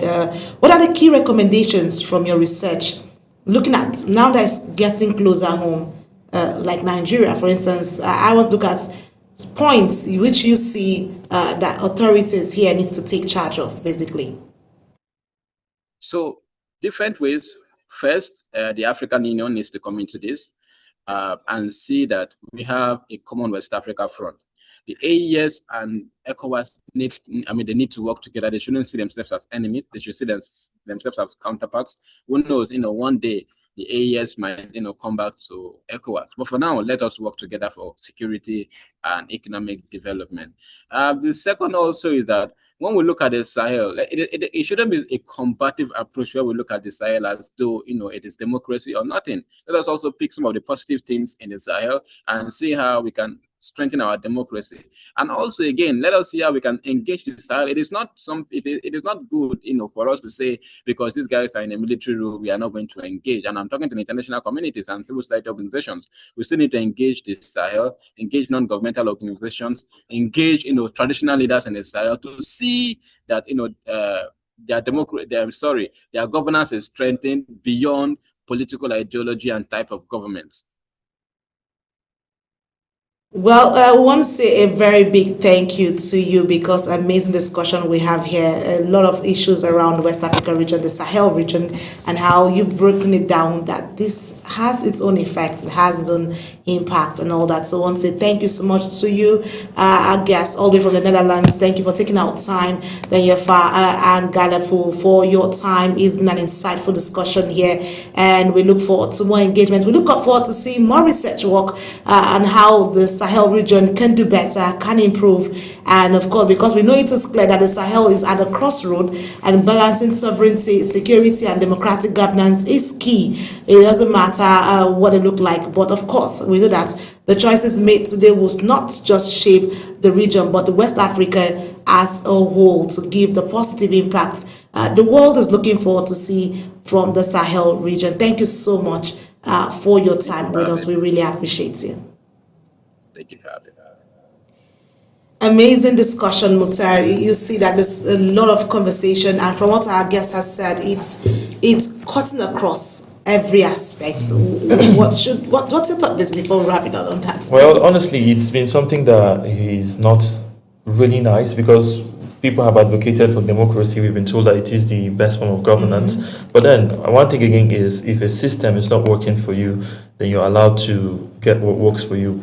And from what he has said, we've seen a lot of there are positives from what we've seen, and of course there are also challenges that are being faced by this new emerging states in terms of the military government. But by and large, it's one that should always be around, like what we always like, and it's also always going to be the thing. The people are what should matter the most. So whatever governance that is in place, you should always put the people as priority. That is for me, actually. You know, from the discussion so far, he said this is a whole lot, and it's if you look at Nigeria, for instance, where concerns are being raised, because questions to be asked, because this is getting closer home.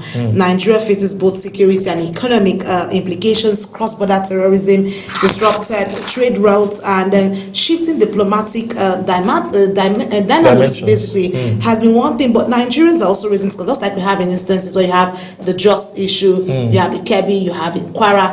All of these are concerns where Nigerians are also paying attention to. So stability in the Sahel directly affects Nigeria's northern regions, of course. And the overall regional leadership role is a concern where leadership needs to sit down and look at the basics, look at the solutions, so that it doesn't escalate and gets to what's playing out in the Sahel region. Certainly, and if you look at coups, the history of coups, there are always going to be what they call conditions for them to happen. And those conditions always vary around economic interest and also political unrest. And Nigeria, sorry to say, we've seen those very bad ingredients. So it's a call to order for the government to see that this is like a ticking time bomb, and unless it is addressed, then it's not one that portends well for our democracy, actually. You know, for Nigeria, for instance, like we're giving this breakdown, we've seen where the issue of insecurity has been a concern, and we've seen our authorities reach out for help to see how that can also help solve some of this. So it doesn't escalate. Yes. It doesn't get beyond control. It doesn't get beyond what we can do as a nation to safeguard all the people and ensure the people are sure of their safety in their home front. Because you cannot be in your home and there's no safety. You're not guaranteed of safety. Guaranteed of you could just be at home and they'll come and just take you. But of course, that's what we've seen happen across many states. So it's not a good one. It's been a concern, because if you look at what it looks like, there's been tension, there's been sanctions from different angles. Calls have been made to looking at how this can be settled. Like I mentioned, our authorities have also looked at ways of bringing in like we had the US coming during the youth side in December to see how that measure can also look at a way of curbing the concerns raised on security. Like from the northern side, where we're seeing the concern, we'll see our questions are asked. Where are the bodies of the bandits? Where are to prove a point that people are guaranteed that there's proper answers. The answers are given to all of these concerns being raised. And we've seen issues around weakening policies sometimes. It looks like we're not going forward. And then when we see where their ransoms are being paid for, and Nigerians are asking, why would we want to pay? And why would each time somebody gets into security harm's way, and then security measures are put in place, the next thing you see not best. The only solution most times is that you have got to pay ransom. You've gone to, and so those were concerns that were raised by civil society groups and all that. So, like our guest, said, we need to be apt in our decisions, in our policies, in responses we give, and even when we have the actors coming to assist or enter the space to ensure that there are measures put into all this, because security is key. When security is dealt with, insecurity rather is dealt with, people are sure, because you will not see non-state actors come into this, because if you deal with the right thing and there's economic value to people, where there's safety, because when the environment is safe, people can now step out, can now go about their daily activity where revenue are generated, incomes come in. If you fix your nation, you're not giving room for those. Even though we know that the people will not question the fact of the leadership role you're they're saying you've done your level best. And like we said, insecurity is something that cannot be eliminated. That's not what we're saying, but to the barest minimum, let's make sure that we do not have the conditions that allow it to thrive. Conditions like disgruntled elements because of resource control, because of lack of amenities, and all those things are what breed the necessary ingredients for insecurity and even military interventions like we've seen in this West African nation. So once we've been able to tackle the situations, we would know that we have, to the barest at least, reduced these incidences that we continue to see. Another thing that also comes in, which is past the invoice, is also the issue around the infrastructure.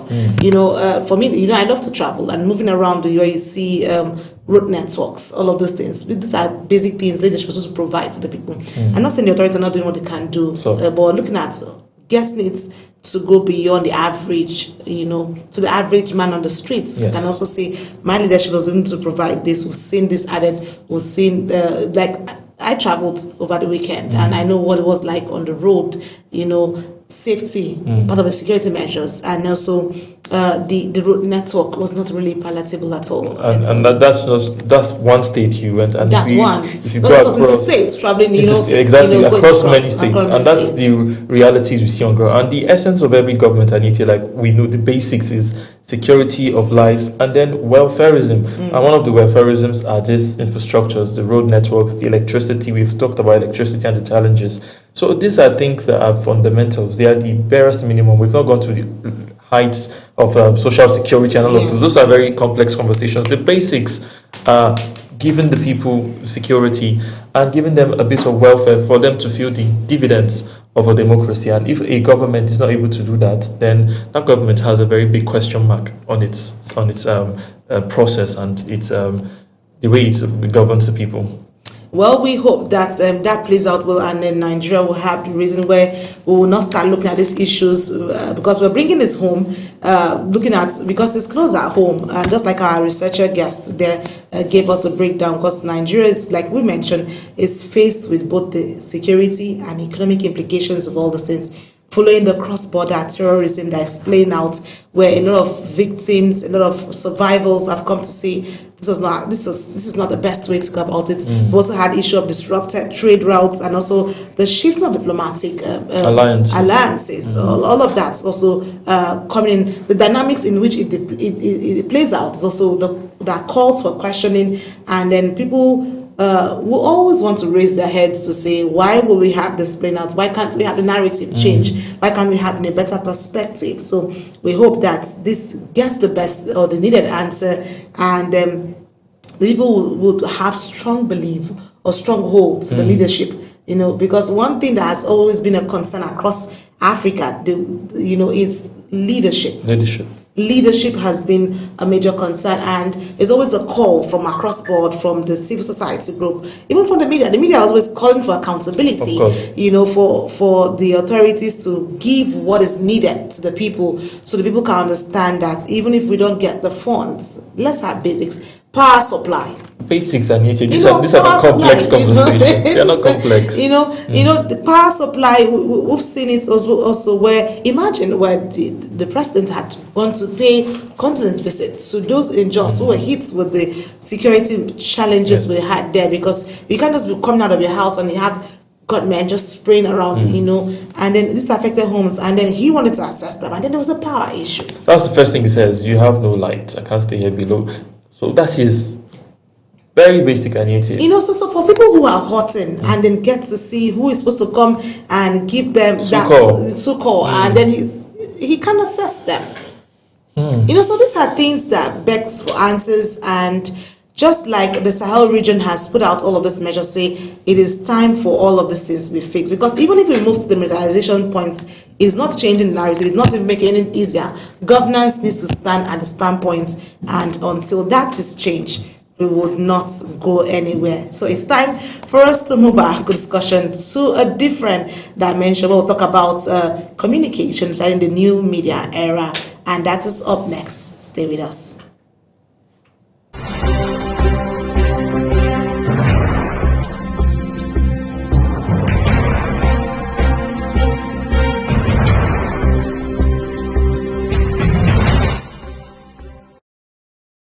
Up with Global Morning, your daily guide to what's happening and making the rounds. We delve into headlines, newspaper reviews, spot-on analysis, policies, current events, real talk, real issues that affect us all. From the latest trends to the debate, every topic, every angle, Global Morning is where it all starts.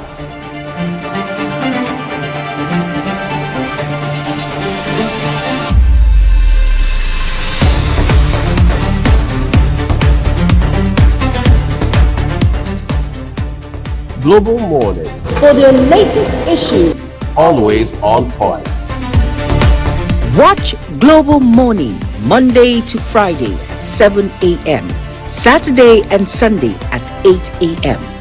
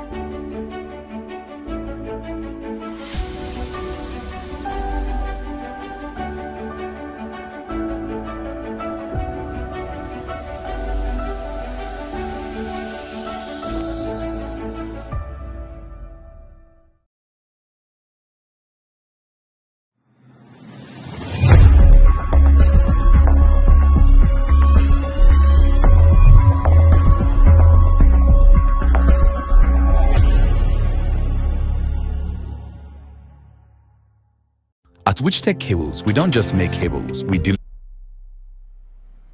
Our language, our vibrant culture and colorful tradition, our industrious and hospitable people. This is Nigeria, a nation that prides itself in abundant human and natural resources. From east to west, north to south, we sparkle, we shine, we have a common bond.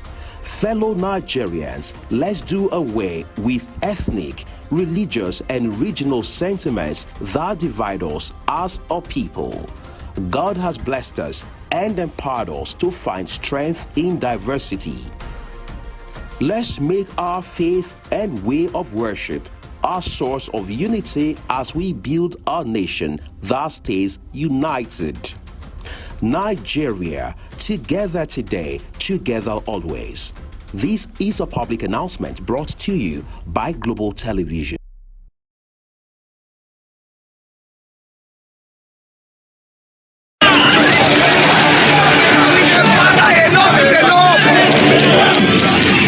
In an age of breaking news, you need a trusted source that prioritizes accurate, factual, and unbiased reporting. This is AM News, and I am Ubong Osoro. On global television, our news is rooted in verified and authoritative storytelling that keeps you educated, informed, and enlightened on all the issues that matter to you. I am Sadia Yakubu. This is Midday News. You can trust a multi-platform news broadcast real-time and fast-check stories for all the big local and foreign headlines round the clock. I am Ramsey Enoch Agbo. This is News Express. Our array of anchors delivers the news to our teeming viewers, breaking it down with context and perspective. This is News Cycle on Global Television. I am Anieti Patrick. And the flagship news is your hub for the day's most engaging stories. This is News Prime, and I am Jumai Manson. Did you miss any of our news rounds? No worries. Catch up at 10 p.m. and midnight, 7 days of the week. I am Mukhtar Kasim. Global TV is on DSTV channel 365 and Star Times channel 276.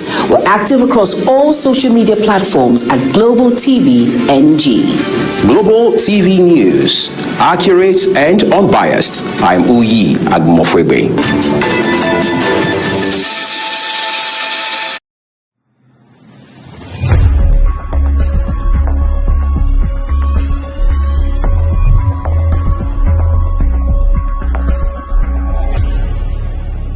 With Global Morning, your daily guide to what's happening and making the rounds. We delve into headlines, newspaper reviews, spot-on analysis, policies, current events, real talk, real issues that affect us all. From the latest trends to the debate, every topic, every angle, Global Morning is where it all starts.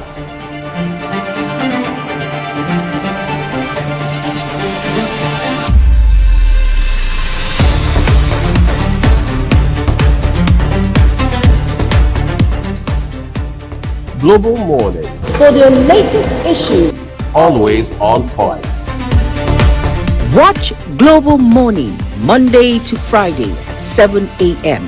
Saturday and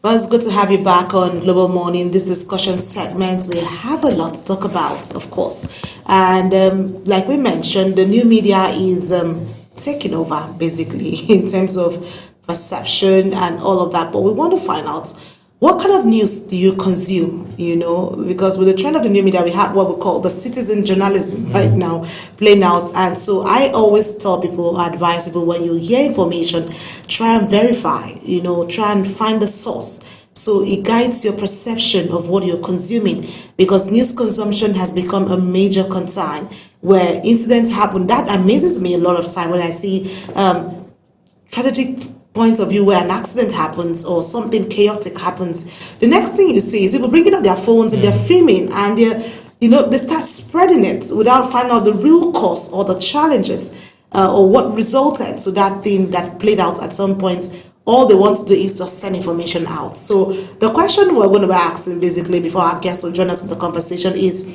how is information shaping public perception today? Because we need to ask these questions. We need to understand where to draw the line, where to know what is actually true or false. And Mukhtar, of course, what's your perception basically when it comes to consumption of information? You are a media expert. So what's your take basically on that? I don't know if I'm an expert, but of course I try. But I'm speaking from my own point of view. Like you've said, the way we consume news is very dynamic, especially with the advent of social media, where we have people become citizen journalists, where they are also able to be part of the process. But it also comes with challenges, because we have things like misinformation, disinformation, and fake news, all part of it. And sensationalism has also been something that has taken over the airwaves. You see, people are sending things without verifying how factual they are. So those are really things that have come with the advent of the new media, and that's why it's very important for our audience to be able to know how they consume and what they consume actually.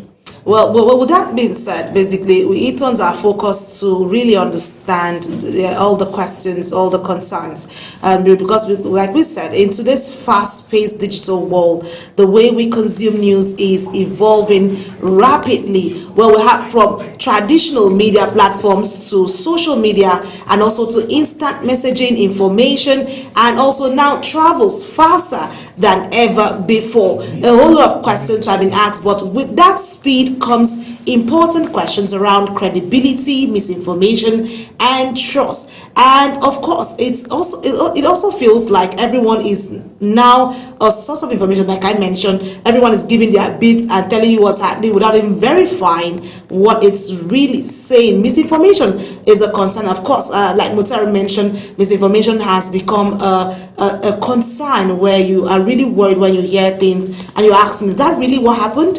And you turn to ask your next door, is that really what I heard? You know, that becomes, and that's an interesting thing because as people are no longer consuming news, they are also just sharing, interpreting, and even influencing how others see it. Well, sometimes a single post online can shape public opinion before being verified, or the information is even verified, or even especially that with conflicts like this, you see one post, and then people, before they verify, they act, and that is just act, and then that singular act becomes chaotic in the long run when informations are not really properly sieved or filtered when people get to hear about. So we're asking a lot of questions. How is the new media shaping the way we receive and interpret information, and what does this mean for society, basically, Mokhtar? Certainly. Okay, so for joining us right now is our guest who will help us break this down. He's the Senior Research and Programs Fellow for Center for Media Policy and Accountability here in Abuja, in person of Mohammed Isa bin Mohammed, who is live virtually all the way from Kogi. He'll be speaking to us, but we'll have him to join us virtually, and he will speak about this issue. We want him to break it down, make us understand what this shift is in terms of the consumption, in terms of the understanding of what citizens are doing today, and we will get a better picture because he will break it down in terms of the accountability. People need to know that when you put out the wrong information, you'll be held accountable. It is high time where policies are being put out for people, or implementable policies in terms of telling people to know what to do, what dimension of sanctions, because people just think you can throw people, or you can put a wrong mindset of people to them, you know, or get people to speak to issues that they're not even sure of, and it becomes a concern, it becomes troublesome, it becomes a problem to the next person on which you're saying this thing about. So we'll have a guest when he joins us virtually fully, because I'm told he's trying to set up himself. But let's talk about the bigger picture of this. How has the news consumption really changed in recent years? Basically, that's one question that's been getting answers. Like we said, the new media has its advantage, has its disadvantage, because we have the messaging platforms, we have all sort of platforms displayed for people to be able to communicate to loved ones, to friends. You know, there are different associations where we have good bodies where people also tend to share information and talk about issues. And our guest is standing by right now to speak to us on the perception, how the new media has really changed people's mindsets, and how maybe the government needs to put out penalties or measures to deal with corporates who put out wrong or misinformed information and give people the wrong mindset and cause chaotic situations for the country, tearing down what is the right perception people should have, or the unity that people should have concerning issues, both from societal issues, both from something that has to do with economic value, that has to do with traditional norms. All of those questions are part of the things we'll have him to break it down to, because of course new media, like I said, has its own advantage and disadvantage. What's the basic take on that, basically? Honestly, like you've said, and that's the challenge we face, because new media is good. It allows information to get to you as quick as possible. But the issue, like you've said, are we verifying what we consume? Are we really ready? So those are the questions that our guests would answer for us. Okay, so basically, let's have our guest right now who's standing by all the way from Kogi. It's good to have you join us on the program, Mohammed. How have you been? How is Kogi treating you this Easter Sunday?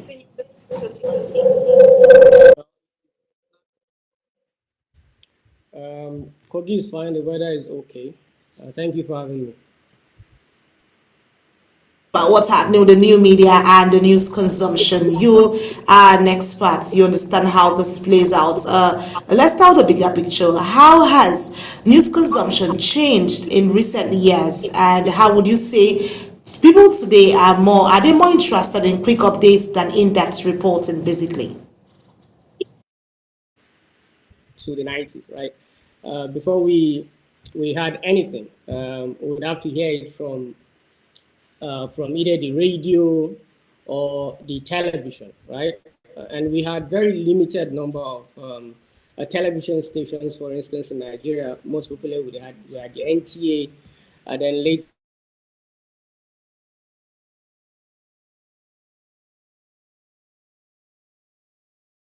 I see that he's having a bit of technical network glitches there, but while he's trying to put up his thoughts and get back to us, Mukhtar, you've heard our guest. He was just speaking about the traditional media where back in the days we had limited television stations where people want to tune into the radio or the television to be sure, pick up the copy of the paper and get verified information. But with the new media today, people really rely on chats.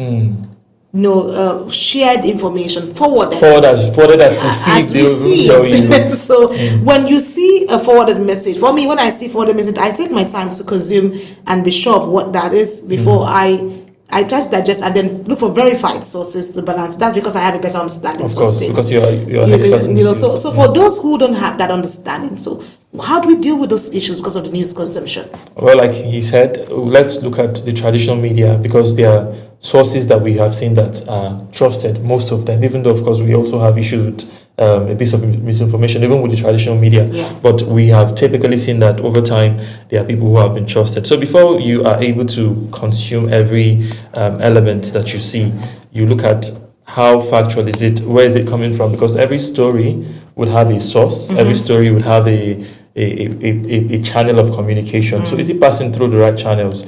And with the advent of AI, it's even becoming more difficult because we see that things are just made to look like real when they are not. So you have to be circumspect when consuming news and consuming information, especially on this digital age, and you have to verify. And then sharing again is also a responsibility because before you share, you ask yourself, is it true? Is it even, what's the value of this news I'm sharing? Because sometimes you might share a news and you think, what's the ripple effect? What is the ripple effect? And it is the question. Because you might think, okay, what harm am I doing? And I'm just sharing, it's just a button I'm pressing. But if you look at the ripple effect, you look at the consequences and the implication, you would think twice or even 3 times before you share this because people's life could be on the line. People's life could be endangered because of one single action you've done. And especially as young people, some of us are young people, all of us are young people, we also have been indicted in this particular instance because we tend to just take and forward as received without verifying. And that's a very big, dangerous situation. Okay, so looking at the concerns and how this is affecting the country as a whole, let's look at the speed and the accuracy at which this information goes. One thing that stands out is how fast information spreads these days. It goes really fast. Just like you mentioned, the AI, the artificial intelligence has also not made it easy because let's look at the deep fake. Deep fake has made things even more difficult. You see a replica of what the original is supposed to be and is justified. It's very real.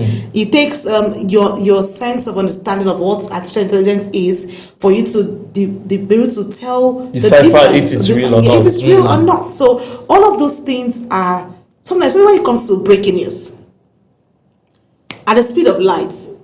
fake news, or what's it called, bad news travels really fast. Very fast. And then when the breaking news comes out, for us, what we do is, like I said, we need to verify to be sure of what comes out. And then when this news goes out, it becomes a challenge because online, before it is properly verified, it has gone haywire. And you're asking, do you think this demand of speed is actually affecting accuracy? Because it's one thing to have the speed of delivery, is another thing for the information that's going to be accurate, so it doesn't cause chaos where it's going to land. Well, I think it's very important to strike a balance because, like you said, with breaking news, it's best broken as it happens in real time.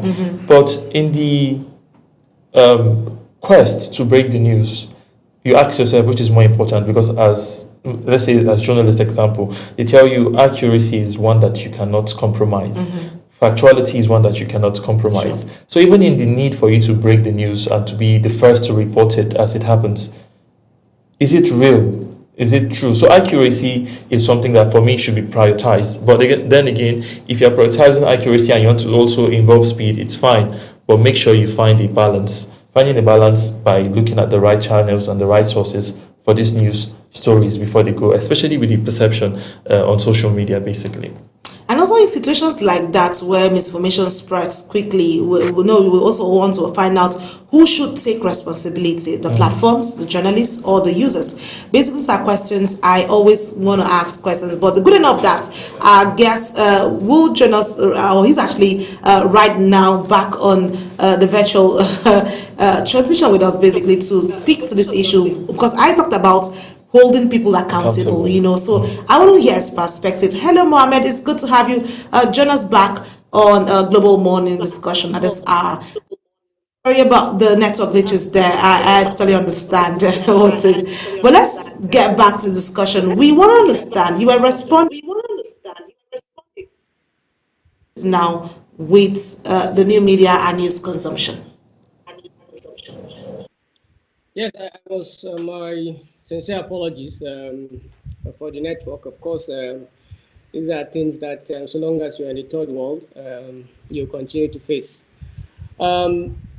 The whole drive, as I was saying about social media, is now that we're able to have faster news, we're able to get live content, as it were. But just like I was saying, the drive has also come with its own consequences. The issues around misinformation, disinformation, and fake news are the major consequences that accompany the drive to this new era that we are in, the age of social media, or new media, as some of us would like to call it. It's an important drive because we cannot not embrace it. But just like I just said, it has also come with consequences that can be sometimes far-reaching because of the manipulation of the social media by institutions, by individuals and organizations who would, one way or the other, want to use these platforms to their own advantage. As against what it should be meant for, a populist kind of a medium where we democratize, as it were, information far much more than we used to have it before now.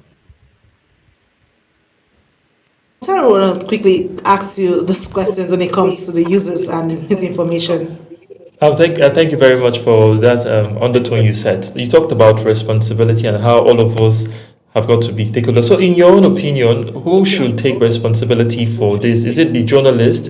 Is it the civil society, or even the individuals themselves? Who should be held accountable in terms of spreading this news, being accurate and all of that? Well, you see, sometimes when we embrace new technologies, we seldom want to do the right thing. I give you an example.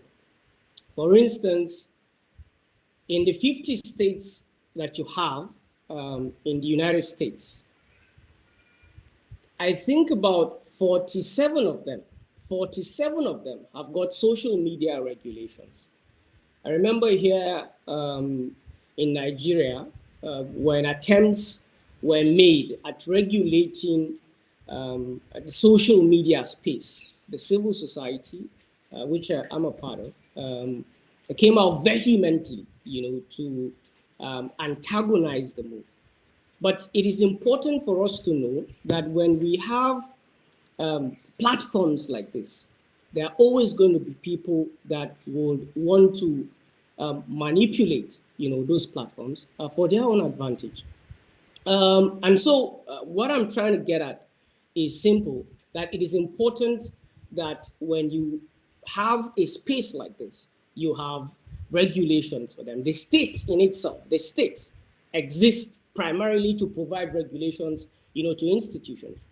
To go back directly to your question, when there is disinformation or misinformation, and a journalist, for instance, or an individual spreads fake news or spreads misinformation, the individual should take full responsibility of it. So if I come on the social media, for instance, and I spread a very terrible news, a fake one that has no basis, no credibility, and people consume it and people act upon it, and maybe because of the misinformation or fake news or disinformation, whatever the case is, that I have spread, and 2-3 persons die, or 2-3 persons go do something that they shouldn't do, then I should take responsibility for it. The state should make sure that I take responsibility for it.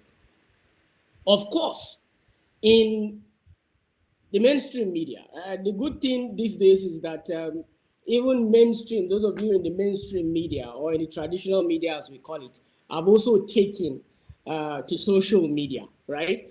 You've got editors, etc., etc. So if I report for Global TV, for instance, and I spread fake news or misinformation, and my editor, who is supposed to make sure that whatever it is that I'm putting out there is genuine, allows me to put it out there, then in that case, the institution would take responsibility for it, because I didn't act alone in that instance.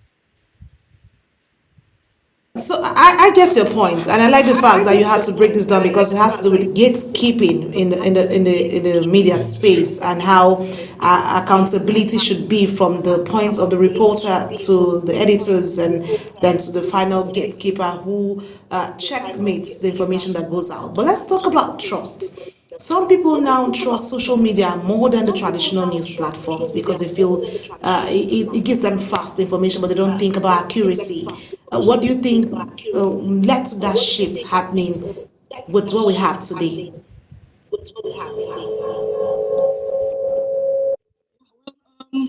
The issue about trust boils down to the issue of credibility of those in the mainstream media. I ordinarily, as an individual, if I see something on the social media, I would have to either fact check and verify the information before I consume it, or before I hold it as a source or something, right? It is important for us to know that if I need to trust a source, because the good thing about social media, as it is today, is that it is everywhere. People are just able to come online, say whatever it is they want to say, and then people trust it. It is because the thinking of the ordinary person, is that those in the mainstream media has been they've been bought and sold, right?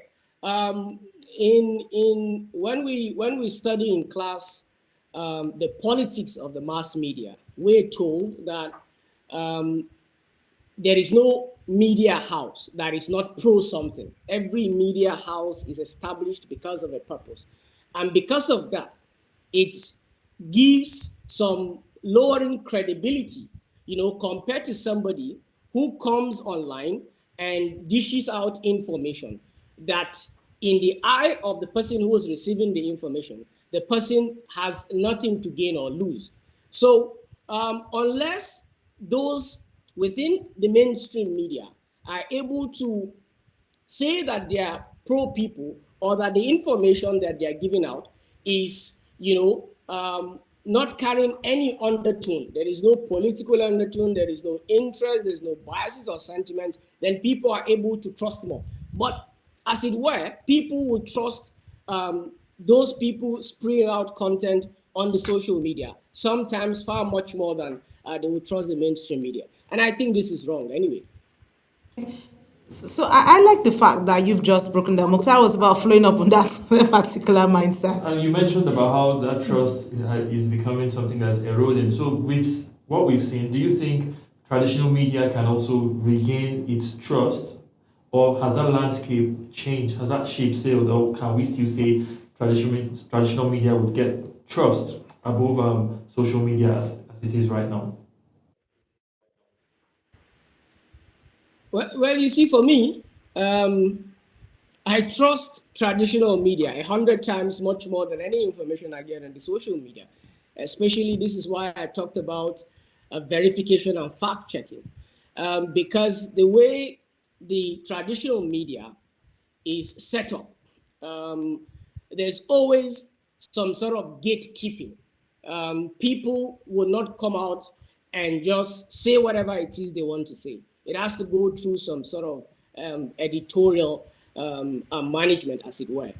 And so the traditional media today, for many people who follow the trend, have got more trust in the eyes of those who have to verify, far much more than those on social media, right? Because if I see something on the social media and I don't verify it, I don't see today, for instance, in the instance of Nigeria, if news stations, traditional news stations, right, maybe Arise channels or any other mainstream media that we have are not, reporting on that matter, I would not take it as fact, right? And that is why till today, we still talk about having people make sure that they, as much as they can, verify information and fact check whatever it is that they see on social media. I'm currently teaching a class called New Media and Literacy. It's an Erasmus program of a consortium of 6 universities.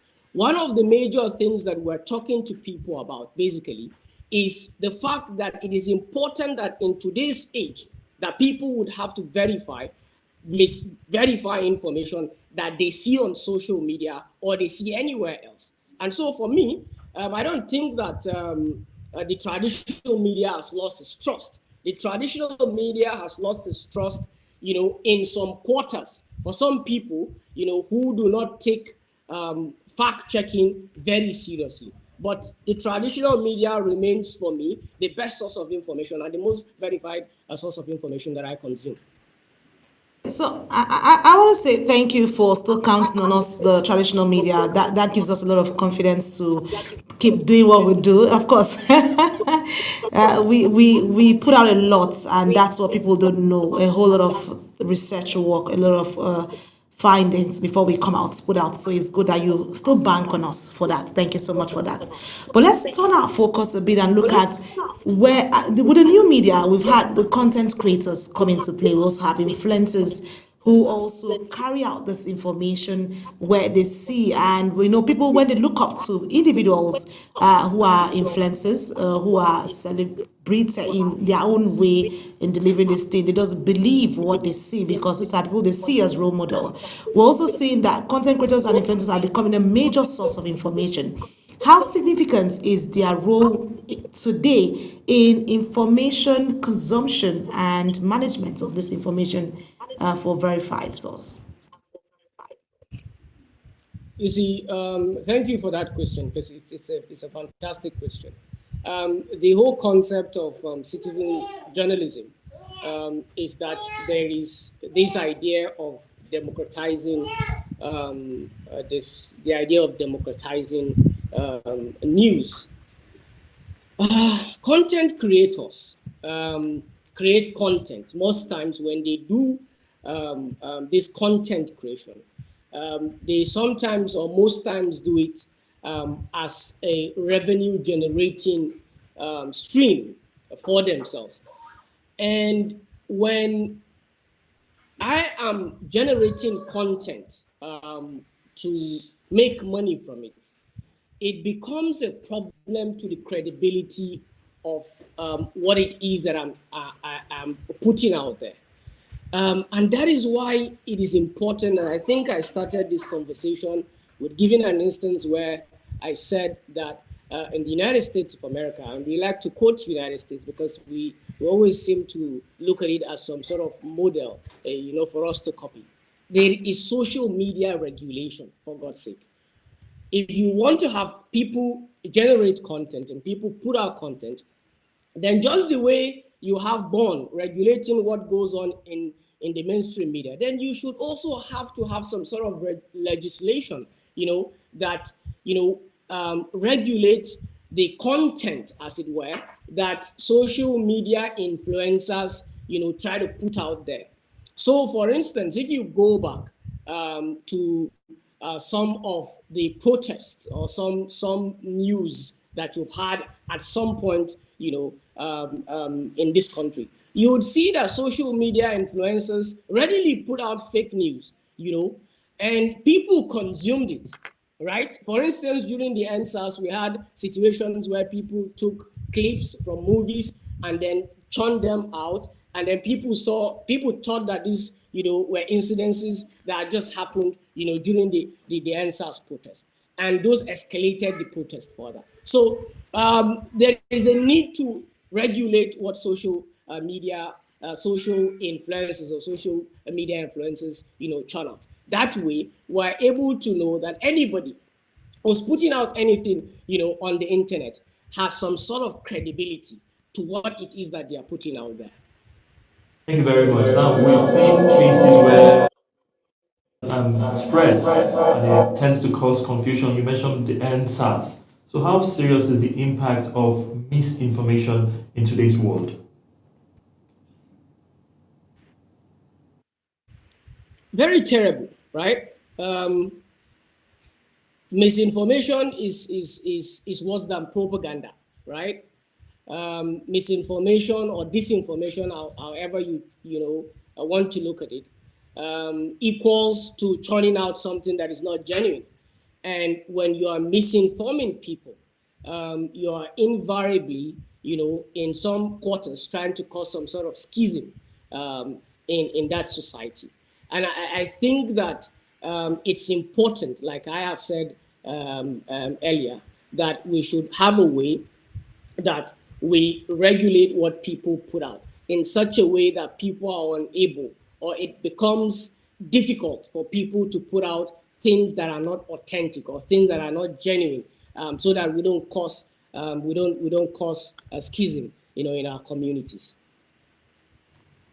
Well, I like what you've put out, and I hope that people tend to understand how the gravity of misinformation and the need for them to sit up and do the right thing. And why, let's put it, why we look at people, let's look at why do people share information without verifying it in the first place. That's one question I always ask.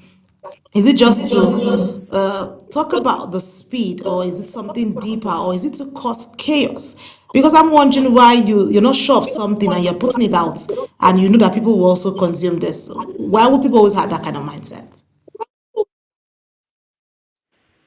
Yeah, well, I wouldn't know why people churn out content that are not verified.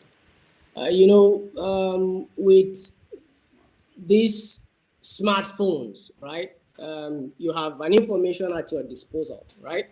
And whether you know whether it is true or it is not true, whether you verified it or not, you just forward it to somebody else, right?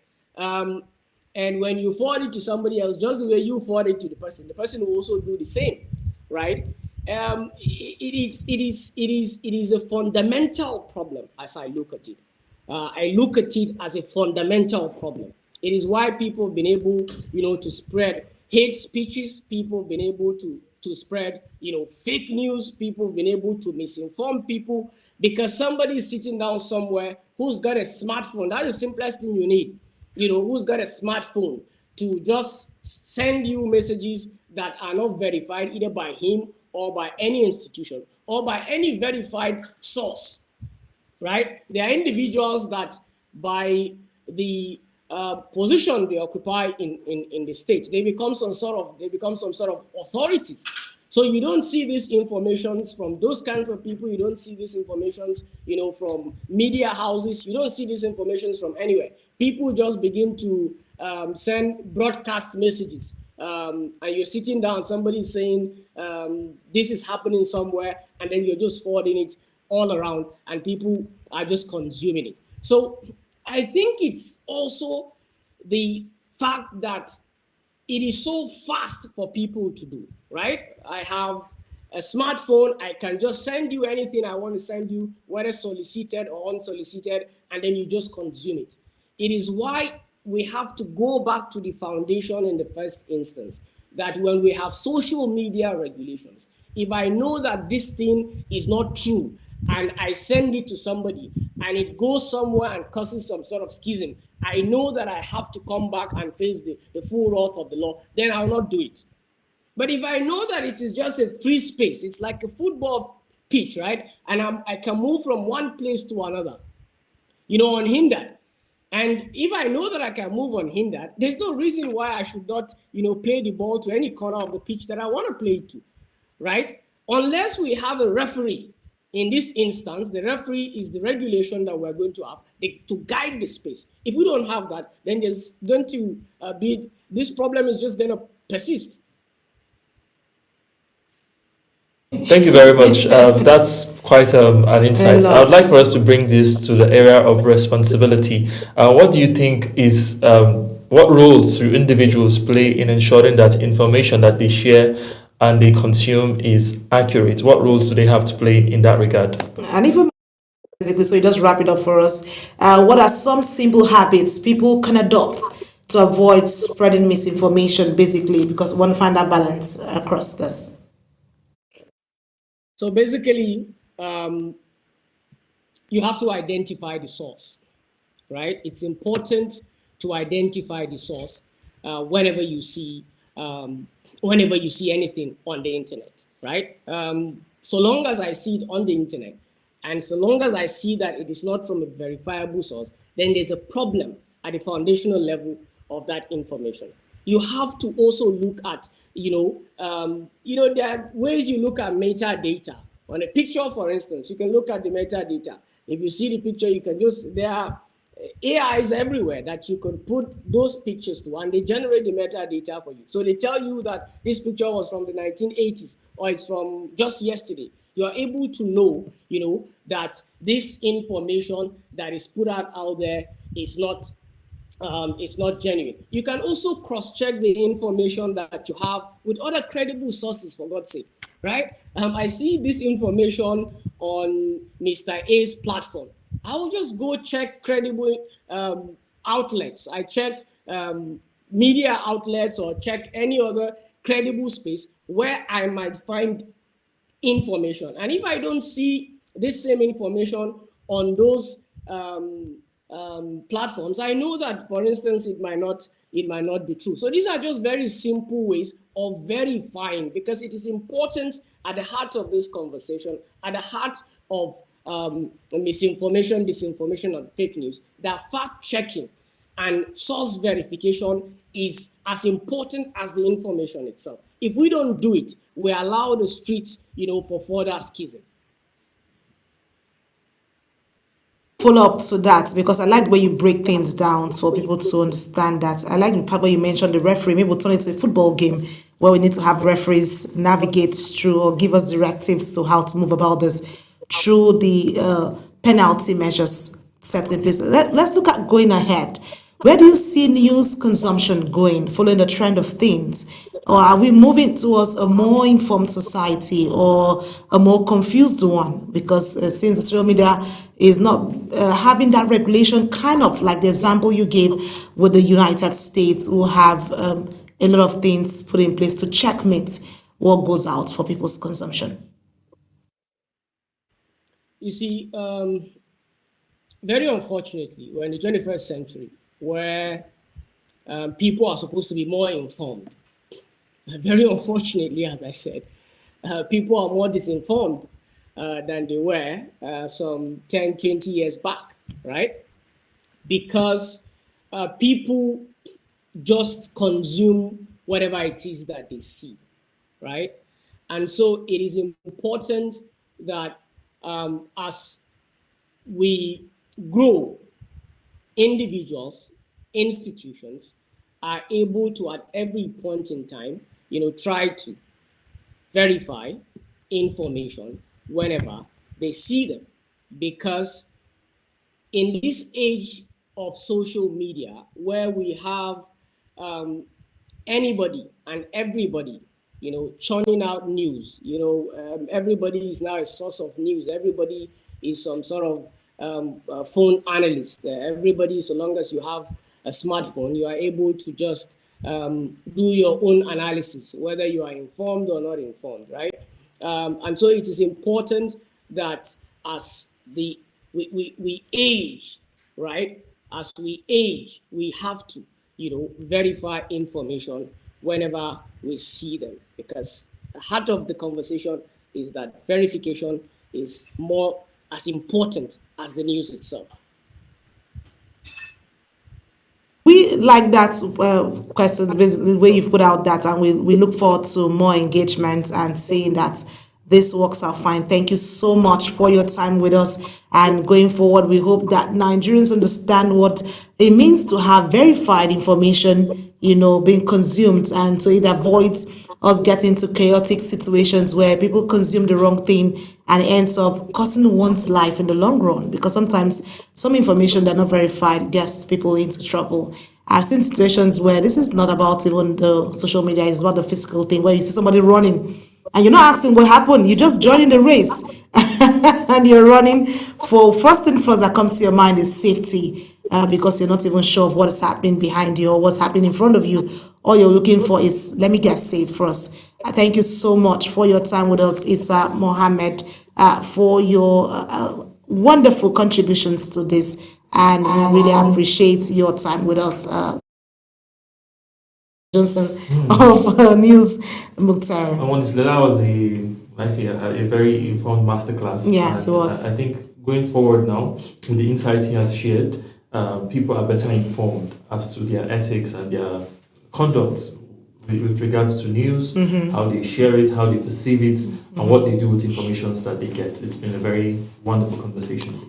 Well, this is a very good way to say that. So what question we should ask basically most times when people ask why are we speaking about this issue is, what is the one mindset shift people need to make when it comes to breaking out or consuming information today? That's one thing he has cleared. You need to verify first. Verify whatever information gets to your table, because like we said, you see a lot of forwarded messages. As you're forwarding, one thing I know about life is when something gets to one person, 5 other persons will definitely hear it. And those 5 persons, each of them will have 5, 5, 5. So that's 20 persons.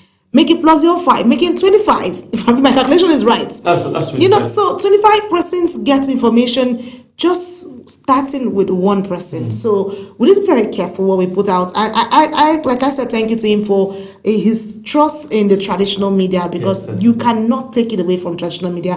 There's the gatekeeping process. There's verifications. If it's right to the traditional media, you'll see that across the different our sister stations where they put out the same information going out. But social media, not safe at all. I like the fact where he talked about responsibility, because people think this is a free space where I can just say whatever it is I need to say. But once we see people getting punished, getting severely dealt with for sharing information, because those information, they are not to be taken lightly. We've seen people lose their lives. We've seen people in danger because of that particular process. So once that responsibility is put in place, then we get to see a safer space on the internet and social media, basically.